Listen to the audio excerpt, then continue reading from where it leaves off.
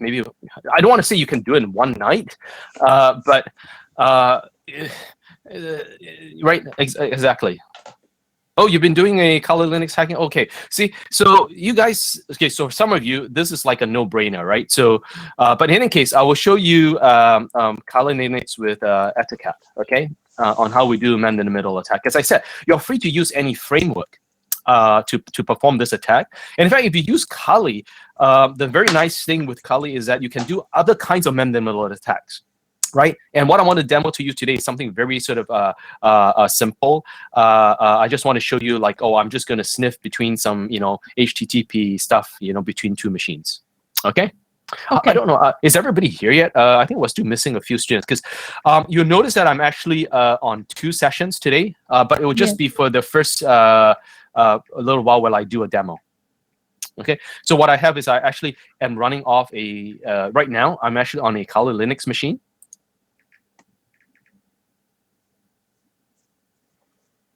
And I just want to wait for everybody. Okay, so I'll take some questions. Are there any questions? Because I don't want anyone to miss the demo. So for the demo now, I haven't honestly. I'm reading on Kali Linux and Ettercup, and I'm going to attempt to use it. But for now, I have prepared a plan to use Wireshark just because it's within the time span that you actually provided each and every one of us. I can actually complete a whole demo within the 8 minutes. Is that okay, or is it better or maybe recommended to use Kali Linux?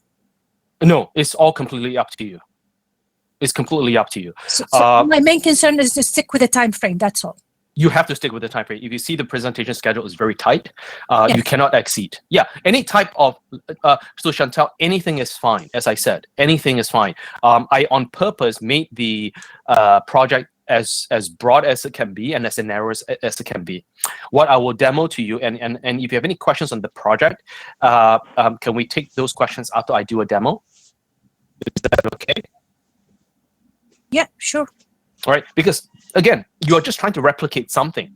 And the reason I don't want to constrain you, because some of you are on, for example, Albert uses Linux exclusively. He doesn't use any other sort of OS other than Linux.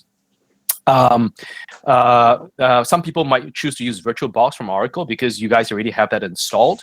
I don't know if you have any sort of exposure to virtual Linux or VirtualBox in your level 1 level. So have you guys had any sort of exposure to that?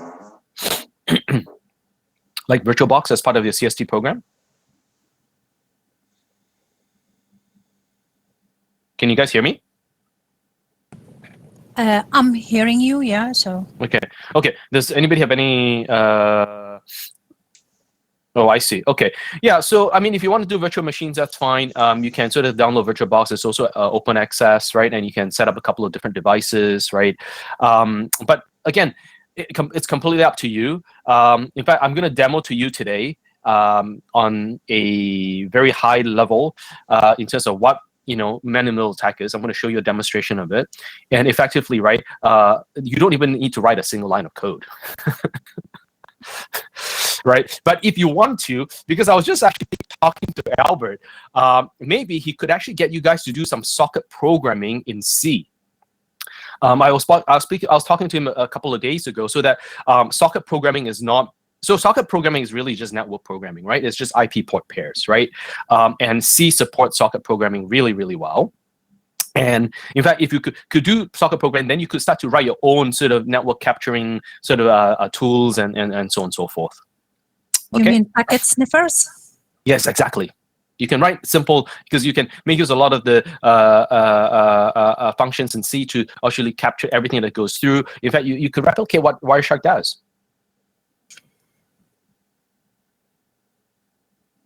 No, he will be, just not this summer, and I'm not going to expand upon that.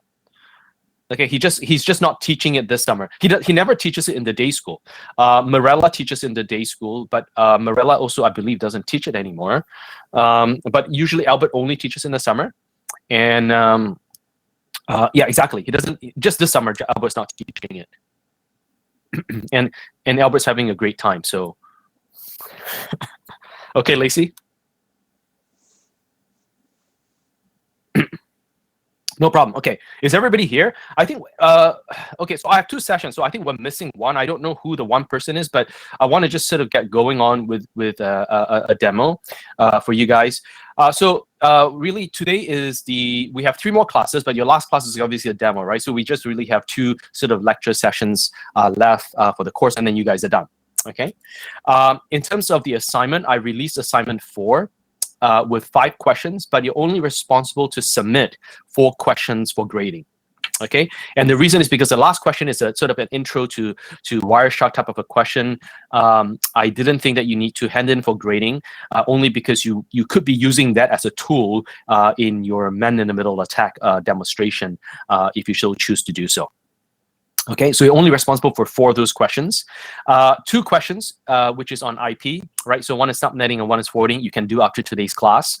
And then 2 other questions is really just routing problems. One is on distance vector, and then one is using Dijkstra. So if you have taken algorithms, the Dijkstra's problem is probably something also very simple for you. So it's not really a lengthy assignment in any ways. It's really just 4 problems.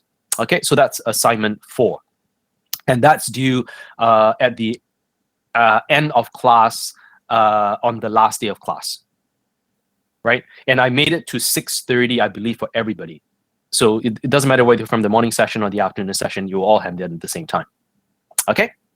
Now, so I want to spend a few minutes here to just go through the project. Does anybody remember what the project's supposed to do? I would hope, okay, so this is my hope, is that you have at least over the last week did just, some fundamental reading about what man-in-the-middle attacks are and so on and so forth, okay? I wanted you to get that sort of under your belt before sort of jumping and giving you a demo on what man-in-the-middle attack is and some of the tools that I can use. As I said, today I'm going to demo it without actually any use, without even writing a single line of code, okay? And this would be obviously the minimum, right, of what you should attempt to achieve to sort of fulfill the demonstration part of the demo.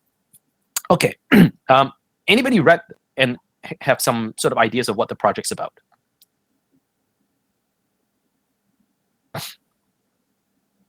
Anyone? Is anybody like a program demonstration about how the whole man-in-the-middle attack happened? Right. Okay. Yeah. So what is a man-in-the-middle attack? So like someone, yeah. Go ahead. Go ahead. Anyone? Yeah. Like for example, like Rana wants to send me a message, but Qian is in the middle, and he receives. He pretend to be Bob, and he receives Rana message, and then he then send. He intercepted that message, but like Qian, and then send another fake message to Rana. Mm-hmm. Pretending to be Bob, so that Rana can think that Qian is Bob, and Rana would send all the message to Qian. Therefore, Qian get all the message from Rana, but Bob doesn't get the actual message from Rana. Oh no, Rana can still get the message from. Yeah, Bob will get the message from you. Okay. However, though, the third party will also get those packets. Thereby, you will be able to extract all important information, maybe misuse them, and lots of things, lots of evil things can be done with it. Exactly. Okay, so really, right? Can you guys see the diagram? Because I'm actually on Color Linux. The way I run Color Linux is actually I'm running it off live mode off a USB drive. Actually, so I didn't actually even install it. I just run it off live off a USB, which is what you guys see. And what I really like about it is that it actually has a browser built-in that I was actually thinking that how am I going to demonstrate this to you? And then I found that actually Color Linux actually has a browser that supports Bongo. So I can actually do a screen share on Color Linux with you guys in a second here. Okay. So this is, I believe, what Bob is trying to communicate just now, right? Is that he's trying to have a conversation with Rana. So it's a bi-direction. Can you guys see the diagram? Yes. Okay, good. Yeah. So Bob is trying to sort of do this, and they're having some kind of a secret conversation, but obviously Bob, right, has nothing encrypted. You know what? He's assuming that his network is safe, and so on and so forth. Okay, let's assume that. Okay, so very basic communication between 2 parties. There are many different forms of man-in-the-middle attacks, right? One of the most simple, right, to sort of really see is that okay, comes along, and I'm not going to make me, because I don't want to sort of antagonize myself, but I'm going to just say that, you know what, there's an individual, right, with the first name M. Okay, so this M person decides to be, right, the man in the middle. Okay, so what it really means is that effectively, okay, the messages going between both Bob and Rana is going to now go through M, and this link disappears. Does everybody see that? So communication still flows. So this is actually, in fact, transparent, right, between Bob and Rana.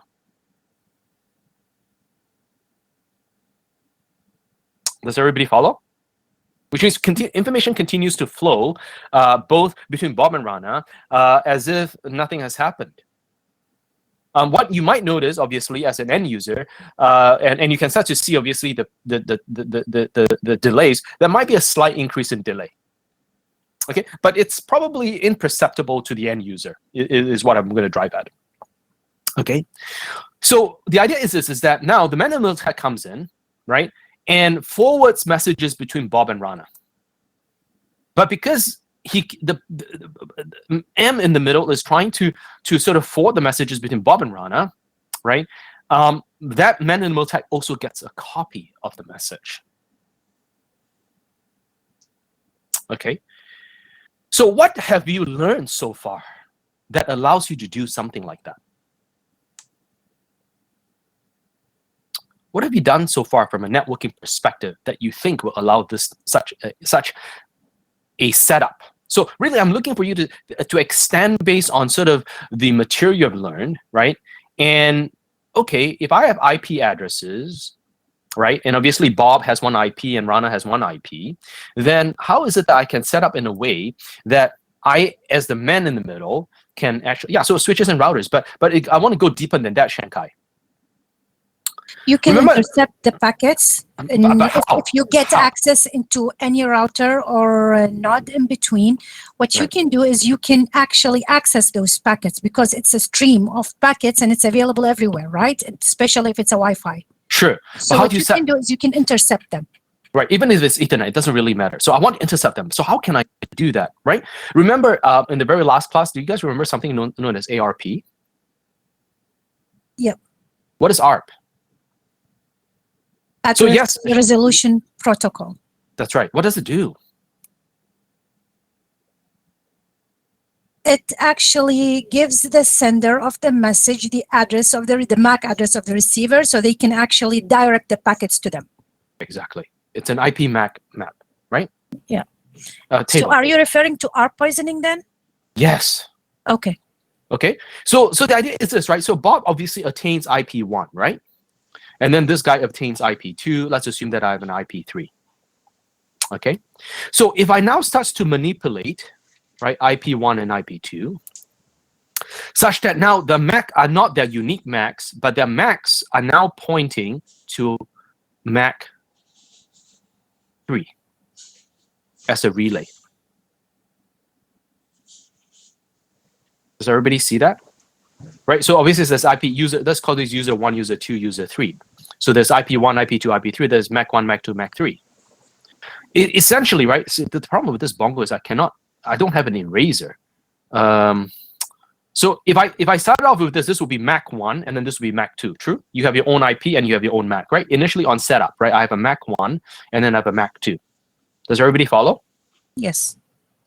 Okay. I mean, that's what it is in your ARP table on your local machine. And you can use a command called ARP-ARP. ARP-A, actually, sorry.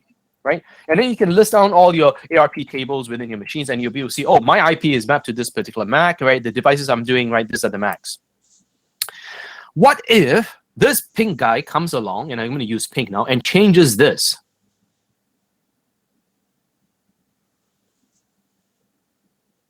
What happens? What do you think happens? The packet will be directed from Bob to M, and then from M to Rana, because now Exactly. MAC is pointing to the man in the middle. Exactly. anything that's intended, remember, right, on a layer 3 addressing, which is IP, right? Obviously, before it gets to the hardware device, has to go through your MAC IDs. So if the man-in-the-middle attack comes and says, you know what, I'm just going to come in and then I'm going to do this MAC right here, and I'm going to give it to MAC 3, okay? What do you think happens? Well, everything now gets rerouted. Does everybody see what I'm trying to do here? Does everybody follow what I'm trying to do here?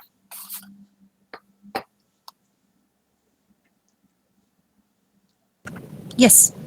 Okay, so let me do a demonstration on how we actually set this up. Okay, so I basically, so I need to just, I'm setting this up on my network here, but I just need to figure out my IPs here. Okay, so I'm going to do a screen share with you. So this is all off Kali Linux. Okay, so this is all off Kali Linux. Okay, so I'm going to close this. How do I do this here? Let me do a screen share here. No, I want to do my entire screen, so I'll do this. Okay, can you see my screen on Kali Linux? There is an infinite Yeah, there's a different screen now. Bongo. Yeah, no, that's fine. Yeah, but once I close my bongo, you should just see my Oh yeah, my yeah, screen. yeah. Do you guys see it? Yeah. Yes. Okay. So I'm going to demonstrate to you what I just drew for you a few minutes ago, right? Which obviously was, I want to be in the man-in-the-middle attack, okay? And I'm going to try to intercept information going between my iPhone and a web server I'm going to access. So right now, what you see on your screen now, right, is me, which is M. I'm going to be the man-in-the-middle attack. Okay, so who am I? So I'm going to do if config here, if config. And then I'm going to, okay, let's just, can you guys see the wordings on it at all? Can you guys see this? It's too small, honestly. Okay, but you don't have to really read it. All I want you to be aware is I'm trying to figure out what my IP address is. Okay, this is my IP. Do you guys see that? Yes. Okay, so I'm 1113. 113, sorry. I keep thinking COP 1113. Okay, so this is my IP, and then I'm on my interface, which is Ether 1. Okay, so that's what you're looking for. Do you see that? Yes. Okay, I'm going to be the man-in-the-middle attacker. Okay, I'm going to now try to steal information between two devices on my network. So I'm going to try to use my iPhone. Okay. And I'm trying to figure out what my iPhone IP is now on my DHCP server. Okay, so I'm going to try to just make sure I can ping these devices. 168.131. Fine. Okay, so I can ping 102. Let me just get it online. Yeah, okay, so it's doing fine. Okay. Okay, so it's pulling some information. Good. Okay. Okay, so I have both machines that I can actually reach, which means those are one is .31, right? The other one is .102. Okay, from an IP perspective, right? Those are the two things that I care about. Okay, so now, so I should explain this thing to you. This environment that I'm using right now here is called Kali Linux. Okay, it's freeware. It's available for download. And effectively, I don't actually even install it. I have it run live off a USB drive. So what I basically do is I shut down my laptop, and then I boot it up, and then obviously I get it to boot from my USB. So it's on an 8 GB or 16 GB USB stick, but I think it only requires like 2 gigs or something like that. Okay, but the nice thing with Kali Linux, right, is this. Can you guys see the pull down menu? Yes. It is actually. And I think the slogan is really nice for Kali Linux too. So this sort of extends you into the area that I was talking about. Is that it allows you to do all kinds of like a network penetration test and so on and so forth. Okay, so the one thing that we're interested in is spoofing. So remember the diagram. I'm actually going to try to do an attack, right? Unfortunately, I don't have a notepad, but I'm going to try to do something called ARP poisoning. Okay, so I know that you guys are seeing. Can you guys see what I'm typing in the middle screen? Yes. Okay, it's just ARP poisoning. Okay, effectively, I want to ensure that every data that's going through my iPhone and my gateway is something I can intercept in the middle, and that's me. Okay, there are many ways to doing it. One way, is that you can use something called EtherCap. Okay, so if I now load up EtherCap here, Okay, and you see that there's EtherCap, right? There's also Wireshark. Oh, I should have a session of Wireshark running, so let me just kill it. I don't know if you guys have seen stop and quit without saving. Okay, I could also load up Wireshark, but we will use Wireshark in a second here. Okay, I'm just going to get it loaded up. Okay, so there's Wireshark. Okay, and because I'm on Etherface 1, I'm just going to make sure that I'm listening on Ethernet 1. Okay, so that's what it is. I'm going to leave it in the background. Okay, but the interesting thing now is this tool called EtherCap. EtherCap, right? It's really, I mean, you can really write this, but it comes with like built-in features where you can actually start to now, in fact, evoke something known as a man-in-the-middle attack, right? In particular, what we're looking for is something known as ARP poisoning. Okay, is that clear on what we're trying to do here? Yes, but with Wireshark, I don't need to go through all of that. A simple procedure would actually get you lots of information. Yes, but I need to do the ARP poisoning first. Wireshark simply allows you to sniff packets. Yes. Right? But you're not the man in the middle. You are basically using Wireshark to listen on the traffic. But what I want now is I want me to capture the information. Okay? So let me give you an example first, okay? Rana, I'll show you, okay? So I don't want it to start up. So I don't want it to start sniffing. I basically want to say, okay, I want to set up, right? So, okay. So the way to see what's on my network right now, TCP dump, right? I can just do a very simple TCP dump on interface ETH1, right? Because I'm on ETH1, right? So this is my Ethernet card. Okay. So I'm just going to say, okay, I want you guys, so TCP dump just tells me and shows me all the traffic that's going on my network right now, network card. Okay, and there's tons of traffic, actually. If I break it, what do you guys see here? Do you guys see IP addresses? Yeah, remember I'm 1113, right? Do you guys see that? I'm 1113? Yes. Okay, who am I communicating with? Amazon, I think, or something. I don't know if I'm reading it correctly or not. No, you are. Why? Why am I communicating with Amazon? Well, there's a connection between you and Amazon. I think it's either a hop in the middle to your destination, or it's the destination. I can't. But why is there so much going on between me and Amazon? Flow of packets, information back and forth. Yeah, but so what's going back and forth with me? So what's the traffic going on? I mean, that's a lot of traffic going back and forth, right? Yes. It's actually Bongo. So Bongo is actually hosted. Remember, I'm on Kali. I'm actually, I have a live screen share going on right now through Bongo. True? Yes. And in fact, that's actually going through AWS. Bongo is actually hosted on AWS. Do you get what this is actually doing? So I'm not actually communicating with the Learning Hub. I'm actually communicating with AWS, and then AWS obviously is serving all my pages. Not on my phone, Chantal. This is just my Kali Linux. Okay, and because remember, I'm screen sharing, right? The reason you're seeing this is because I'm streaming off my my browser in Kali Linux. So everything is live streamed to you, right? On Bongo through AWS. Okay, but anyways, okay, so that's what I want to show you is that I could actually just capture all the. So now I'm going to set up my man-in-the-middle attack, right? And all I'm using now is EtherCap in graphical mode. Okay, and what does this mean? Okay, so now if I say, okay, I want to go and accept the setup. I don't want it to start. That's all I do. I just want, okay, do this. Okay. Then I said this. Okay, now it's listening, right? And it's trying to figure out, what's on this. I want it to now go and find all the hosts on my subnet. So there's 255. So today you'll see that today because I'm going to show you what it means to have a subnet mask. Okay, so my subnet mask is like 255.255.255.0, which means I can have up to 255 different machines on my network. And when I scan for it, right, it found 10. Can you hear me, Rana? I just want to get some feedback.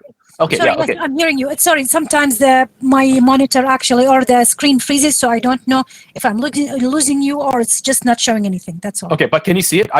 Yes. It found 10 different 10 hosts on hosts my. added. Yes, 10 hosts Exactly. added to the host. So I group. just say, okay, go find everything that's connected to my network right now, and apparently there are 10 of them. Okay, I'm not sure why there are 10 of them, but there are 10 of them, right? So it could be like my Apple TV, my printer, my network drive, you know, my iPhone, my laptop, my desktop, right, and like all kinds of stuff. Anyways, I found 10 of these guys.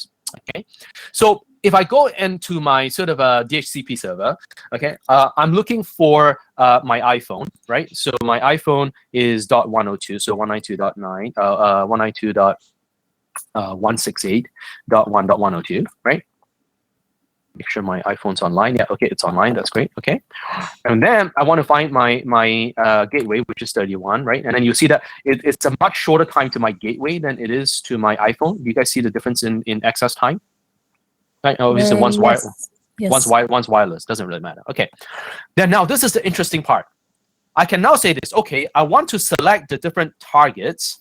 Okay, and I need to scan for it again because my iPhone actually intimately, when it's not actively transmitting data, right, it doesn't show up on the list.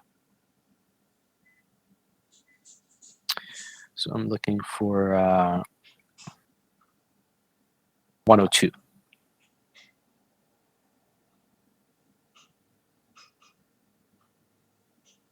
There you go. Do you guys see 102 now? So I got it to transmit some data. Okay. Yes. So then I got 102 now. Okay, because the Wi-Fi is actually drops you off, right? Just obviously to save power. Okay. So I'm going to add that as my target 1. Okay. Then I'm going to find 31, and I'm going to add that as my target 2. Okay. So now, right, before I do that, I haven't started the poisoning yet. Okay. So I'm going to now access a website, okay, called HTTP. And I chose this website because it's one of the websites I use quite a bit in my other networking course. Okay, 119. And the reason I chose this site is because I let them do Wireshark exercises off this web server in University of Massachusetts. But the reason I want to use this is because it's actually just using HTTP and not HTTPS. Okay, so this is obviously the website I'm trying to get to, 128.119.245.12. Okay, and I'm trying to actually pull an article called Alice in Wonderland. So it's just a storybook, right? All in text file. It's a very simple transfer. Okay, so to do that, right, then I can say, okay, I want you guys to now do a TCP dump, right? And I'm going to go VVV. VVV just means very, very, very, very, very verbose. Like, just tell me everything that you see on the network. Okay, you could just do 1 V or 2 Vs or 3 Vs. I'm just going to go with 3 for now. So I capture everything. And then I'm going to listen on my Ethernet port, right, which is ETH1, right? So my interface is ETH1. And then because previously when I just did this, you guys saw that you saw all kinds of traffic going through my network. So I need to do a bit of filtering. Otherwise, you're going to see all the bongos and all that stuff. So I say, okay, I want you to listen only on port 80 because that's my HTTP protocol port, right, on the server side. Okay, and I only want you to dump information where you see that's between me and the host, which is 128, 119, 245, and 12. Right, so I can say 128.119.245.12. Everybody follow? So basically, I say this. Okay, I'm going to try to access a web server, which is HTTP, on my mobile phone in a second here.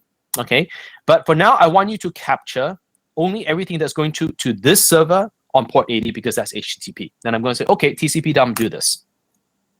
So now I don't get the clutter that you saw earlier. Does everybody follow? Yes. Okay, I just want to remove the clutter. Otherwise, you guys will see so much, and I can't really follow what I'm supposed to see either. Okay, because there's just so much data going through. Okay, so I want to remove that. So now I'm actually listening out. And in fact, there's no data. Do you guys see that? Yes. Because my IP, right, is .113.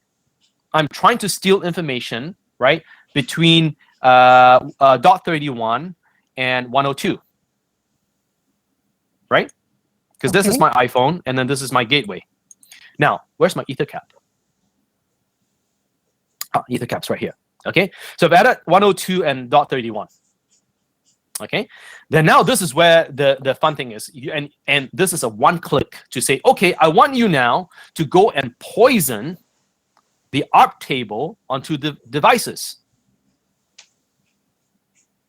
And then it says, okay, ARP poisoning the victims. Effectively, right, what this has done, right? Oh, yes, I want to show you. Go back if I can show you a screen share. Is that it has gone and replaced the MAC addresses with MAC3. So you want us to demonstrate an ARP poisoning? I'm demonstrating ARP poisoning right now. Yeah. No. In our demo, you want No, us you to... can. Oh, no. You can do anything. You So, can. okay, so here's my question. Yeah. In my demo, or the thing that I have actually been able to accomplish, I was able to pull up the credentials, login passwords, all of these things. Oh, perfect. So without having to do all that. I will. Can I take? Okay. Yeah, because are you doing? If you're not doing ARP poisoning, then all you do is you're just sniffing the network, which means data is not going through you. Oops. Okay. So that's my question. Then that's my question. Yeah. Can I address that in a second? Let me finish the demo first. Okay. Okay. So now I've ARP poisoned it, right? Can you guys see it? No. I want to share this, but I need to go back to Bongo here. And then I say, okay, go back to this guy. Okay, can you guys see my screen? Yes. Okay. So then I say, okay, do this. Okay. Then now what I'm going to do is I'm going to go into my iPhone now. Okay. I've just actually started my iPhone, right? Let me see. Let me stop this for a second here. Oops. Let me get that poison because I just started up my my machine, and then I'm going to say, okay, try to capture sort of the data that's actually going through, right? If I'm trying to gain access to sort of Alice in Wonderland, okay? And if I can get it to go here. It's going from 102 to the web server. Hold on 1 second here. For some reason, it's not. Let me just retype this URL here for a second here.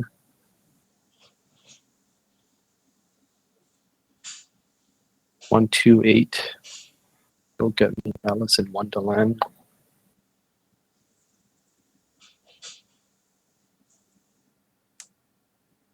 So let me get this 102.31. Okay.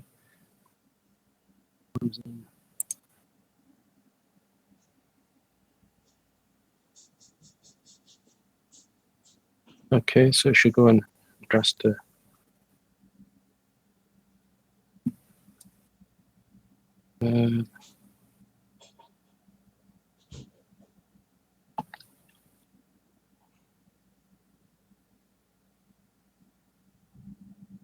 For some reason, my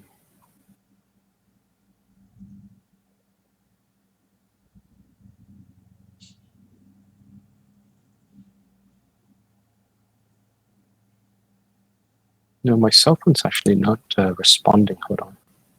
Let me just check my IP here on because I just rebooted everything before. Am I still on 102? I'm pretty sure I'm on 102. You know what? Let me just redo EtherCap here. So get this guy on. Can you guys hear me? Yes. Okay, good. Sorry. So I'm just trying to.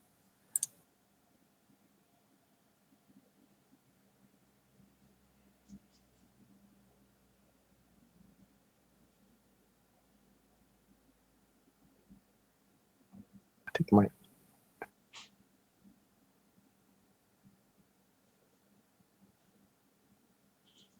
Oh, there it is.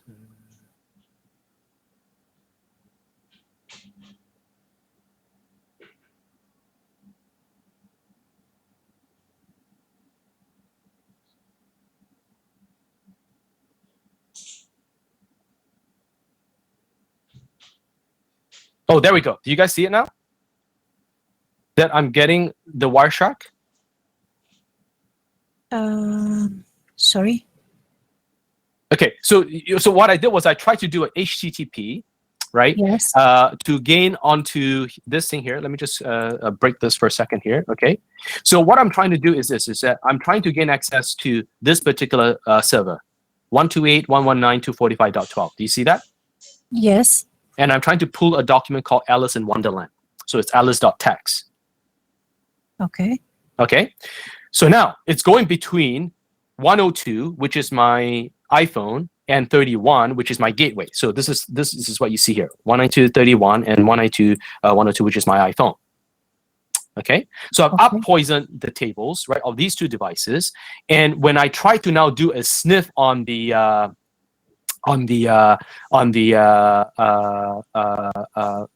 TCP dump, like so when I did on my Ethernet 1, okay, right, then you see this. My iPhone 102 here is trying to gain access to this particular server on port 80. Remember, I filtered with port 80 because I only care about the traffic going between them. And because this is a HTTP, it translates to a GET message. You guys should know that, right? Are you guys aware that HTTP GET messages? Have you guys done web programming before? Hello? Anybody? Yes, hearing you. Yeah, and you guys can respond to the public chat too, right? Because I'm really not getting a response, and I want to make sure you guys can still hear me. So a HTTP becomes a GET request. Yes. Okay, and you see that I'm trying to go and this is invoked off my iPhone. Do you guys see that? Yeah, it's yes. Right. So this is a message that I have as the man in the middle attack intercepted. Okay. That's going between my iPhone, which is 102, to the web server on port 80 to get Alice in Wonderland. Okay. Right? Which is where I am because my IP is .113. If you see the bottom here, right? My IP is .113. But I'm able to get the information from 102, right, to this particular guy. Right? And what I did was, obviously, oh, I see it. Oh, actually, it was stuck on that scroll. So basically, right, what I had was trying to invoke TCP dump, right, on port 80 to capture information going to this particular host, which I am not doing myself. Does everybody follow? Kind of, yes. Any questions? So any questions on sort of the demonstration? I think I need some processing, maybe to Google this stuff or try and. Right, and I'll take your question. I will take your question at the break later, Rana, on how your setup is. I basically what I want you to draw. I want you to draw it out to me, so that I can answer to you definitively what your setup is, whether you're actually doing man-in-the-middle attacks. Okay. Okay, Rana. I just want to see a diagram, so it becomes very clear. So if I don't know if you guys do, you guys see? So this is all my intercept until I broke it, right? So the intercept is that I'm intercepting the messages that's going back and forth. Okay. Yes. Okay. And how did I accomplish that? I accomplished that through something known as ARP poisoning. Yes. Okay. Okay. So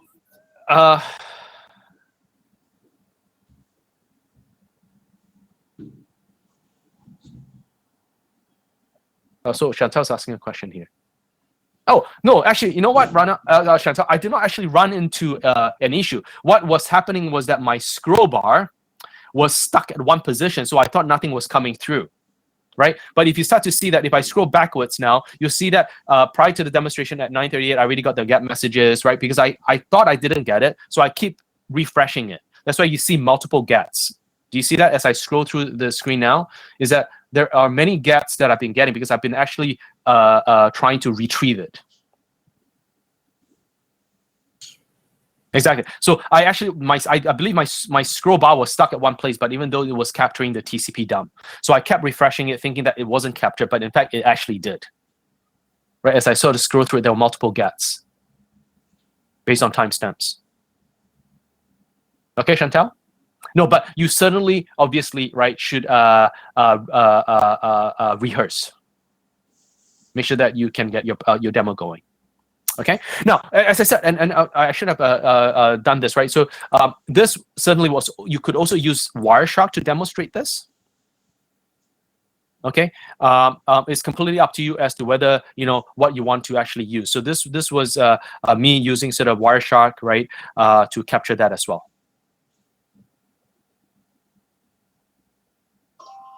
So you can perform ARP poisoning also in Wireshark? No, you can capture the traffic. Yes, so that's what I'm doing. That's what I did. Exactly. I captured the traffic, but you need to know what to filter out. and how to get the important information, and that's what I did. Yes, exactly. Yeah. So as long, but you have to have done ARP poisoning, right? Unless Wireshark did it without me knowing. No, then you haven't done actually poisoning. What you did was you basically sniffed everything that was on a broadcast. Okay, so you need to do ARP poisoning. You need to do ARP poisoning. Because when I was capturing it without the ARP poisoning, right, I was getting nothing on the 2 ports. So Rana, what's best for you is if you can draw just a very high level, right? How you're setting it up in terms of your ARP poisoning and how you're setting up your man-in-the-middle attack. You mean draw it in the project in the report, or no. If you want to ask me, if you want to see, this is an ARP message. You guys see this?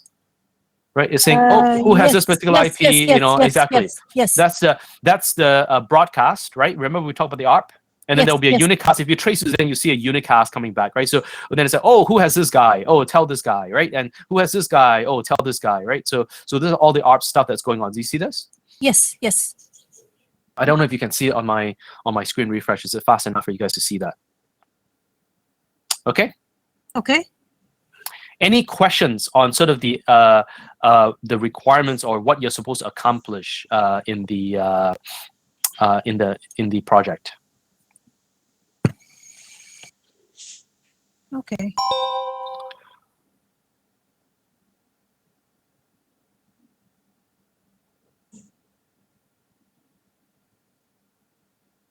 Any questions at all? From my side, I think the only step I'm missing is the ARP poisoning. But the thing is, I am able to get lots of important information without having to do that. So in order for my demonstration to be complete, I have to incorporate the ARP poisoning as well. Am I correct? Right. That's correct. Yeah. So for example, like you said, you use Wireshark, right? So what I can do is, can you see my Wireshark session here? Yes. Okay. Yes. Remember, I got all of these get messages here. Yes. Right. So the TCP dump is actually just the same as Wireshark. I could go and I can say, okay, let's filter for HTTP here, because remember I've been capturing the trace at the same time, right? Yes. So I can say, okay, just find HTTP and then go search through this. Okay. Then it comes back and it says, oh, do you guys see this? Okay. So I've got a 102, right, which is my iPhone. Okay. Yes. And then it's going to go to this destination, which is .12. Do you see that? Yes. Because that's the server I went to. Yes. Right? And my IP is .113, right? My local machine is here. Right? So it's supposed to be communication between my iPhone and the web server. True? Okay. But now as 113, I can actually see this. And in fact, right, what you start to see is that, okay, this is the same get message that you guys saw. So if I blew this up a little bit,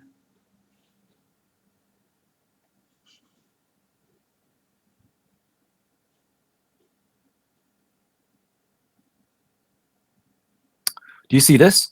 This is the same machine information here, right? That is actually captured based on the TCP dump here. Yes. Okay. And I don't know if you guys know sort of how. But then within those, sorry to interrupt. Go ahead. Within the information that you have here, you can actually get important information, such as just as I said, the login credentials and all of these things. Often exactly. Yeah, exactly. So you're sniffing everything. Yes, and then you filter out. Yes, and then you filter out the packet to whatever you're interested in, and then you get the information. You extract what you need from it. Right. Exactly. But the difference is this, Rana, is just to answer your question directly, is that I'm able to extract between two machines that are not local to my laptop. My laptop is the man in the middle. I should not be able to see this, is what I'm trying to say, is that I'm not going, 102 is not this machine. Wireshark is listening on its own network port. I'm not sure. Okay. I don't know. Maybe I don't know. Maybe I need to send you an email explaining what I'm doing. Yeah, exactly. Yeah. Okay. I just want to confirm that in fact you have set up a man in the middle attack.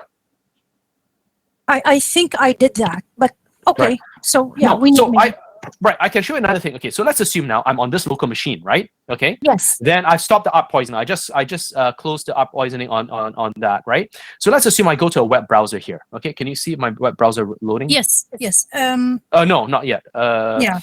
There should be a web. Oh, there we go. Okay. So just to explain, the communication was between the virtual machine and a website. And That's right. my local machine had the Wireshark and sniffing packets, and I was able to actually grab everything in between and then filter out and get the information I need, which I was looking for. Does that make sense? Because it's going through your virtual machine, though, right? So you're going through the same Ethernet port. The important thing is what are the two IPs associated with what you're looking at. Okay, but again, I want to take that offline because I want to just do one quick demo for you here. Is that okay? Okay. Yes. Yes. Yes. Okay. So let's assume that because I'm just trying to be aware of time here. So I continue, for example. Okay, and then I just close this, and let's assume now I'm on my local machine, which is .113, right? 113. Yes. Okay. Let's assume that I say, okay, I want to go and grab the same, the same file, right? HTTP. And I can go 128.119.245.12 and then /wiresharks-labs/alice.txt. No, I spelled it wrong. Wireshark, right? And then alice.txt. Okay. Do you guys see that I actually captured this? Right? And then if I apply a filter here, right? Now, it's the same thing that we got earlier, true? Yes. Okay, but now it's from 113 and not 102 because I'm capturing directly from my machine to the web server. Okay. Okay, so you want to be very clear. That's why I say I want to see whether you're actually capturing only your local information or are you actually capturing, right? Okay. So Wireshark captures all that. I want to make sure that you're actually capturing two entities, right, that you're sniffing. That's all I want to confirm. Okay, so how about I do a screen record and email it to you? Would that work? Sure. Oh, no, don't. Okay. Maybe let's do a bongo session. So I don't know how large your file is, right, if you do a screen record. Okay. I'm not, no, I'm not sniffing a file. I sniffed credentials. Okay, yeah, so let's start with that then, okay? Let's start with that, and then we can go from there. Yeah, I'm going to do a screen record, email it to you, and if you feel the need, we can actually meet on bongo. Yeah. Okay. So, Perfect. Are there any other questions? So, I'm going to extend the Q&A to the whole class. Are there any other questions? Anybody else on how to demonstrate it? Okay. So, the one last thing that I want to say is this: what I've shown you obviously requires some networking resources, but I think these are all networking resources minimally that you all have. So, in fact, you don't even have to do virtual machines. I've not done virtual machines here. I have one laptop which is running Kali, right? So that's my man in the middle. My second device, right? So in order to do man-in-the-middle attacks, I need to have 3 devices. Okay. What I mean by 3 devices is that I need to have, right? Obviously, in this case, right, this is my iPhone, right? So I've used an iPhone here. Okay. I've used an external web server here. And then obviously this is my laptop. This is the hardware resources that I've used. Chantal, there's no quiz today. Okay. Does anybody not have the networking resources or the equipment, right? Which is something I should have actually checked with you guys, that you're able to at least have a mobile device to access a web page or a telnet or FTP. So you can do whatever you want. You can do FTP sniffing. You can do telnets. You can do HTTP. You can, in fact, you can try to sniff the different types of objects that are going through as well if you really choose to do so. Okay. So you don't have to. Sorry to interrupt. You don't have to have Kali in Linux to do it, right? Kali Linux is one way of doing it. So okay, so I can do it on like Windows or Mac or whatever. Exactly. Wireshark can be installed on Windows. I have it installed on Windows. Yeah. Or you can install on Windows, Mac, or Linux. You can install on any platform. Oh, okay, great. Right. Okay. And as long as but I just want to make sure: is there anybody here that is resource constrained to be able to do a demonstration? So like we need one laptop and a mobile device. That's it. That's right. Okay. I'm good with that then. Yeah. I mean, you can do all of this in VirtualBox if you want to, but I'm saying that from a hardware perspective, what I've demoed to you, I believe is in most cases everybody has such equipment. which means there is a laptop, which is the man in the middle, and then there is a web browsing device like a phone, and then you're accessing an external website, which is what I'm trying to do in this case. But you could set all three on virtual machines as well if you want to, right? In it. Oh, okay. So And what I've demonstrated to you right today, right, is simply just sort of the minimum of what you should try to reproduce. And obviously in your report, right, you extend on things like why this happens, right? Okay, that's the insight I want you to get from your report. So go ahead. Yes, go ahead. Yeah. So in your demonstration, you just have to show me this is my setup, this is my client, this is my server, and this is the man in the middle tag, and I'm going to show you what I'm trying to transfer in real time. Okay, and this is why I'm seeing and successfully being the man in the middle. That's all you have to show me. In your report, right, what you need to obviously is extend a bit more, right, because it complements your demo. Why and how did this happen? Which means, in my case, what I did was ARP poisoning. Okay, and I want you to give me actual numbers of obviously how you are showing this. So you can obviously say, oh, my initial MAC was this, my IP was this, and when I did this, and you can do screen captures, right? You can do an ARP-A, right? If you go and do an ARP-A, okay, that will give you sort of your ARP table on every local machine. Okay, understood. Okay, like if I just very quickly show you in a screen share again, okay, you can just simply share this. I almost wish this was a live in person. I don't have to keep sharing screens back and forth, right? Here, right? If you did an ARP-A, for example, okay, you'll see that there's mapping of IP addresses to MAC IDs, and you should see, right, that this got poisoned, right, when you are actually doing an ARP poisoning. Okay. Yep. Any questions? No. I think it should be comprehensive, but it should be terse. Chantel, it's up to you.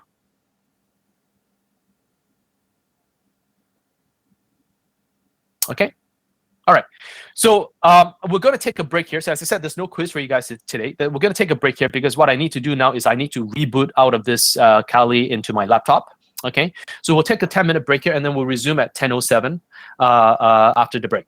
Okay. Sounds good. Okay, let me just shut down. Yeah, okay, so I'm going to, you lose me momentarily, but I'll come back. Okay, you lose me momentarily and I'll come back. Okay. Yeah, see you guys.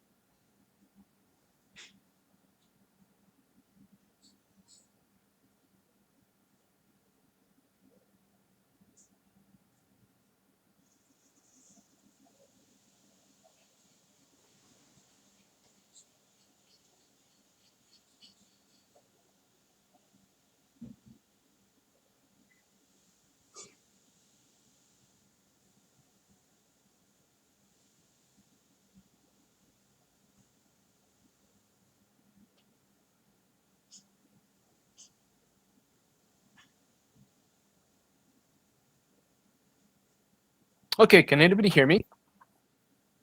I can hear you.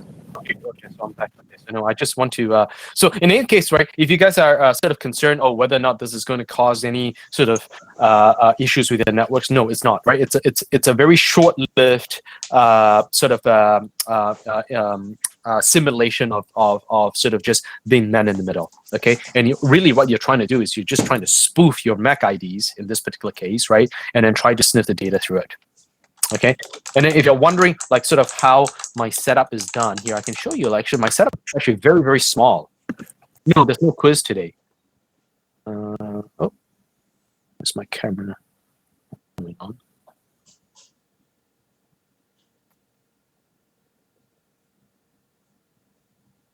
Share my camera.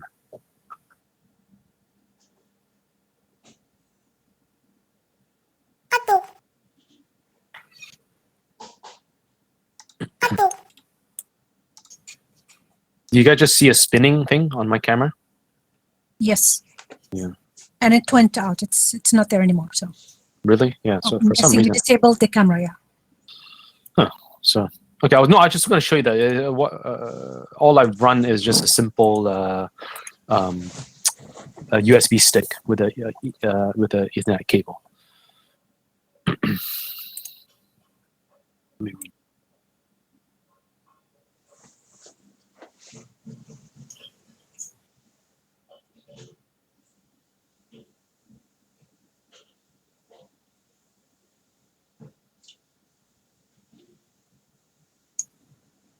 Can you hear me now? Yes, we can hear you. Yeah, I don't know. Bongo is not very stable for me today, for whatever reason. Neither am I. I keep getting message warnings as it's the connection is not stable, even though I'm using Ethernet and it's always full bars. So. Same here. Yeah. So like, I can't even share my camera. That's the problem.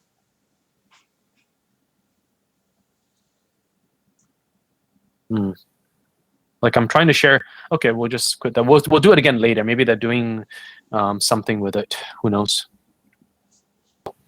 No, let's just see how the class goes. I prefer to just sort of stay on this, but if we not end it, just let me leave this meeting. I'll come back.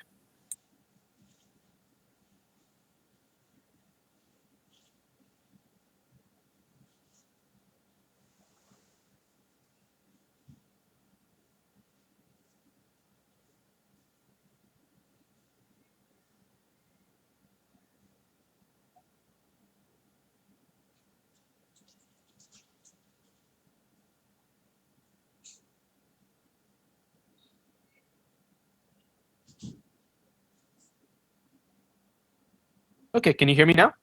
Yes. Okay. Was the demo kind of fun? Eye-opening, that's for sure. It's easier than I thought. Oh, it's actually very easy. Yeah, I went. I think I was researching a bit more than what was required. I went to sites where you can actually get, research IPs and network connections and all these things. So the thing now is this: is when you set this up, okay, since Melody said it was exciting, right? Melody, is that in fact now you could actually now spoof any two machines in your home. And it's dangerously easy. It's dangerously easy, right? So if you ever wonder, right, what your little brothers or sisters, are doing, as I always say this, right? I mean, the tools are there. Kali Linux, right, has way more sort of sniffing and network penetration tools that you should play with, right? I'm not a hacker. I'll be upfront with you. I don't do this actually for livelihood, but it's surprisingly easy. But I'll say this, right? Do respect, obviously, right, the privacy of your family members, right, when you start to do this on your home network. Okay, if you're just doing it for academic purposes, that's awesome, right? But just own traffic, right? Don't try to see somebody else's traffic. Okay, Melody? It's too tempting, honestly. Yeah, but I'll tell you what, though. You know what? Sometimes it's better not to know than to know. True. Okay. But there is something called ethical hacker, right? Yes, actually, there is a certification you can get actually that says you're a certified ethical hacker. Yeah. Right. So. Okay, so why do I get you guys to? Is it time yet? I don't know if I should start. I forgot what time I gave you guys a break, but I think it was 9:57, right? Can you guys see the slide? Yes. Okay, good. Yeah, exactly. There is a certification you can get called Certified Ethical Hacker, right? So if you want to pursue down that path, that's fine, right? So do things right with obviously goodwill and good intention. I essentially want you guys to do this from an academic perspective, okay? And why do I want to do that? I'll tell you why. I want you guys to be able to do and have a practical understanding of network. So if you can actually do this project, there are a couple of things that you really understand, okay, whether or not you know it or not. You understand, obviously, very simply that there's communication between two sort of entities, right? So your client and versus server, okay? You understand that, in fact, when you transmit data, right, it is through both a combination of IP addresses and MAC IDs. Okay, so this is very much in sort of what we've been talking about on this particular slide. Okay, so this is obviously one key thing that you should be knowing. Okay, what I've done with ARP poisoning is that I've not touched your IP addresses, but I've actually spoofed, right, your MAC IDs. Yes. Okay, that's what I've done, and I now can inject myself in the middle of your data stream. Okay, so that's really important. And then how did that all happen? Well, because of ARP. Okay, so the one demo that I gave you, right, really extended from the very last lecture I gave you. And I wanted to obviously give you some time to absorb this material, right? And at the same time, right, tell you how you can extend that, right, into what is known as ARP poisoning. Okay, and all the messages that you saw, right? Remember the broadcast that we saw? Who has this IP? Who has this IP? Respond to who? That's the broadcast. Respond to who is the unicast. Is that clear? Yes. Okay, so that whole one example that I gave you requires 0 lines of coding. As I said, all I want you to do in your demonstration is just show me a man-in-the-middle attack in your in the report that you write. Add the details in there, right? Tell me and explain why it works. And obviously, one thing that I said in the report is how can you prevent such things from happening? Because if Melody, you are ready to hack someone, then somebody else in your household might be hacking you. Right? Do not forget that, right? It goes both ways. If it's that easy for somebody, right, for you to see somebody else's traffic, then it's just as simple, right, and easy for somebody else to see your traffic. Do you agree with that statement? Okay. So any other questions before we go into formal review? So any questions on the assignment, any questions on the material, any questions on the project? There will be in the future, not now though. Okay. Okay, so let's get on with sort of the material we have covered last week, right? I believe there was a question somewhere. Somebody was asking. Yeah, there's no quiz today. I've already said that. There was a question that somebody asked that I briefly saw was, is there a quiz next week, right? Jay, right? Jay, right? Was asking whether or not there's a quiz next week. So I basically not have a quiz this week because I wanted to use the time. Remember, we only have 4 hours in a class, right? And I wanted to use the time to give you a demo that I just did earlier today. Okay, I think that was more valuable than obviously providing it with another quiz. So your expectation is that there will be a quiz next week, but obviously it's dependent on whether or not we can get through the material that we want to get through today. Okay, Jay? It's just, I think, dedicating the time to actually exploring more of the man-in-the-middle attack is really, really beneficial to us because it's the practical aspect of what we're learning. Yes. So honestly, between studying for a quiz or exploring that, I would definitely vote for exploring that even more and taking it one step further. That's all. Exactly. Oh, same here. Same here. And what I like actually now is that the practical aspects, right, actually complements the theoretical aspects of the class. Okay. Yes, it gives you a new perspective. Exactly, and in fact, you're building upon what others have done in the past, really, because all of those, like EtherCAT, for example, was created obviously because somebody understood the theoretical underpinnings of what man-in-the-middle attack is. Right? I mean, you have to have the theoretical knowledge, and then you explore that in a practical sense, right? And in fact, all of those, right, are exploitations of network protocols. In fact, ARP is necessary, right? We talk about ARP, and obviously we're not going to, but this is ARP, right? This is necessary for communication to take place. But Emmanuel Miltek is an exploitation of something that was intended to be good. In fact, all hacking is around the same realm, right? Everything was created for the data transfer to be good. TCP was created to be good, but TCP was exploited to create what we call denial of service attacks. Does everybody follow? Yes. Okay, so many things, right, were always created with good intention, right? I'll give another example of what was created with encryption, right? Was created to be something good or bad, intended. It intended to increase security, so I say it's good. Exactly. How have people exploited that? Has anybody heard of ransomware? Yeah, ransomware or... Exactly. Okay, so again, it's taking all of these exploits, right? Unfortunately, have been sort of taken something that was intended to do good, right?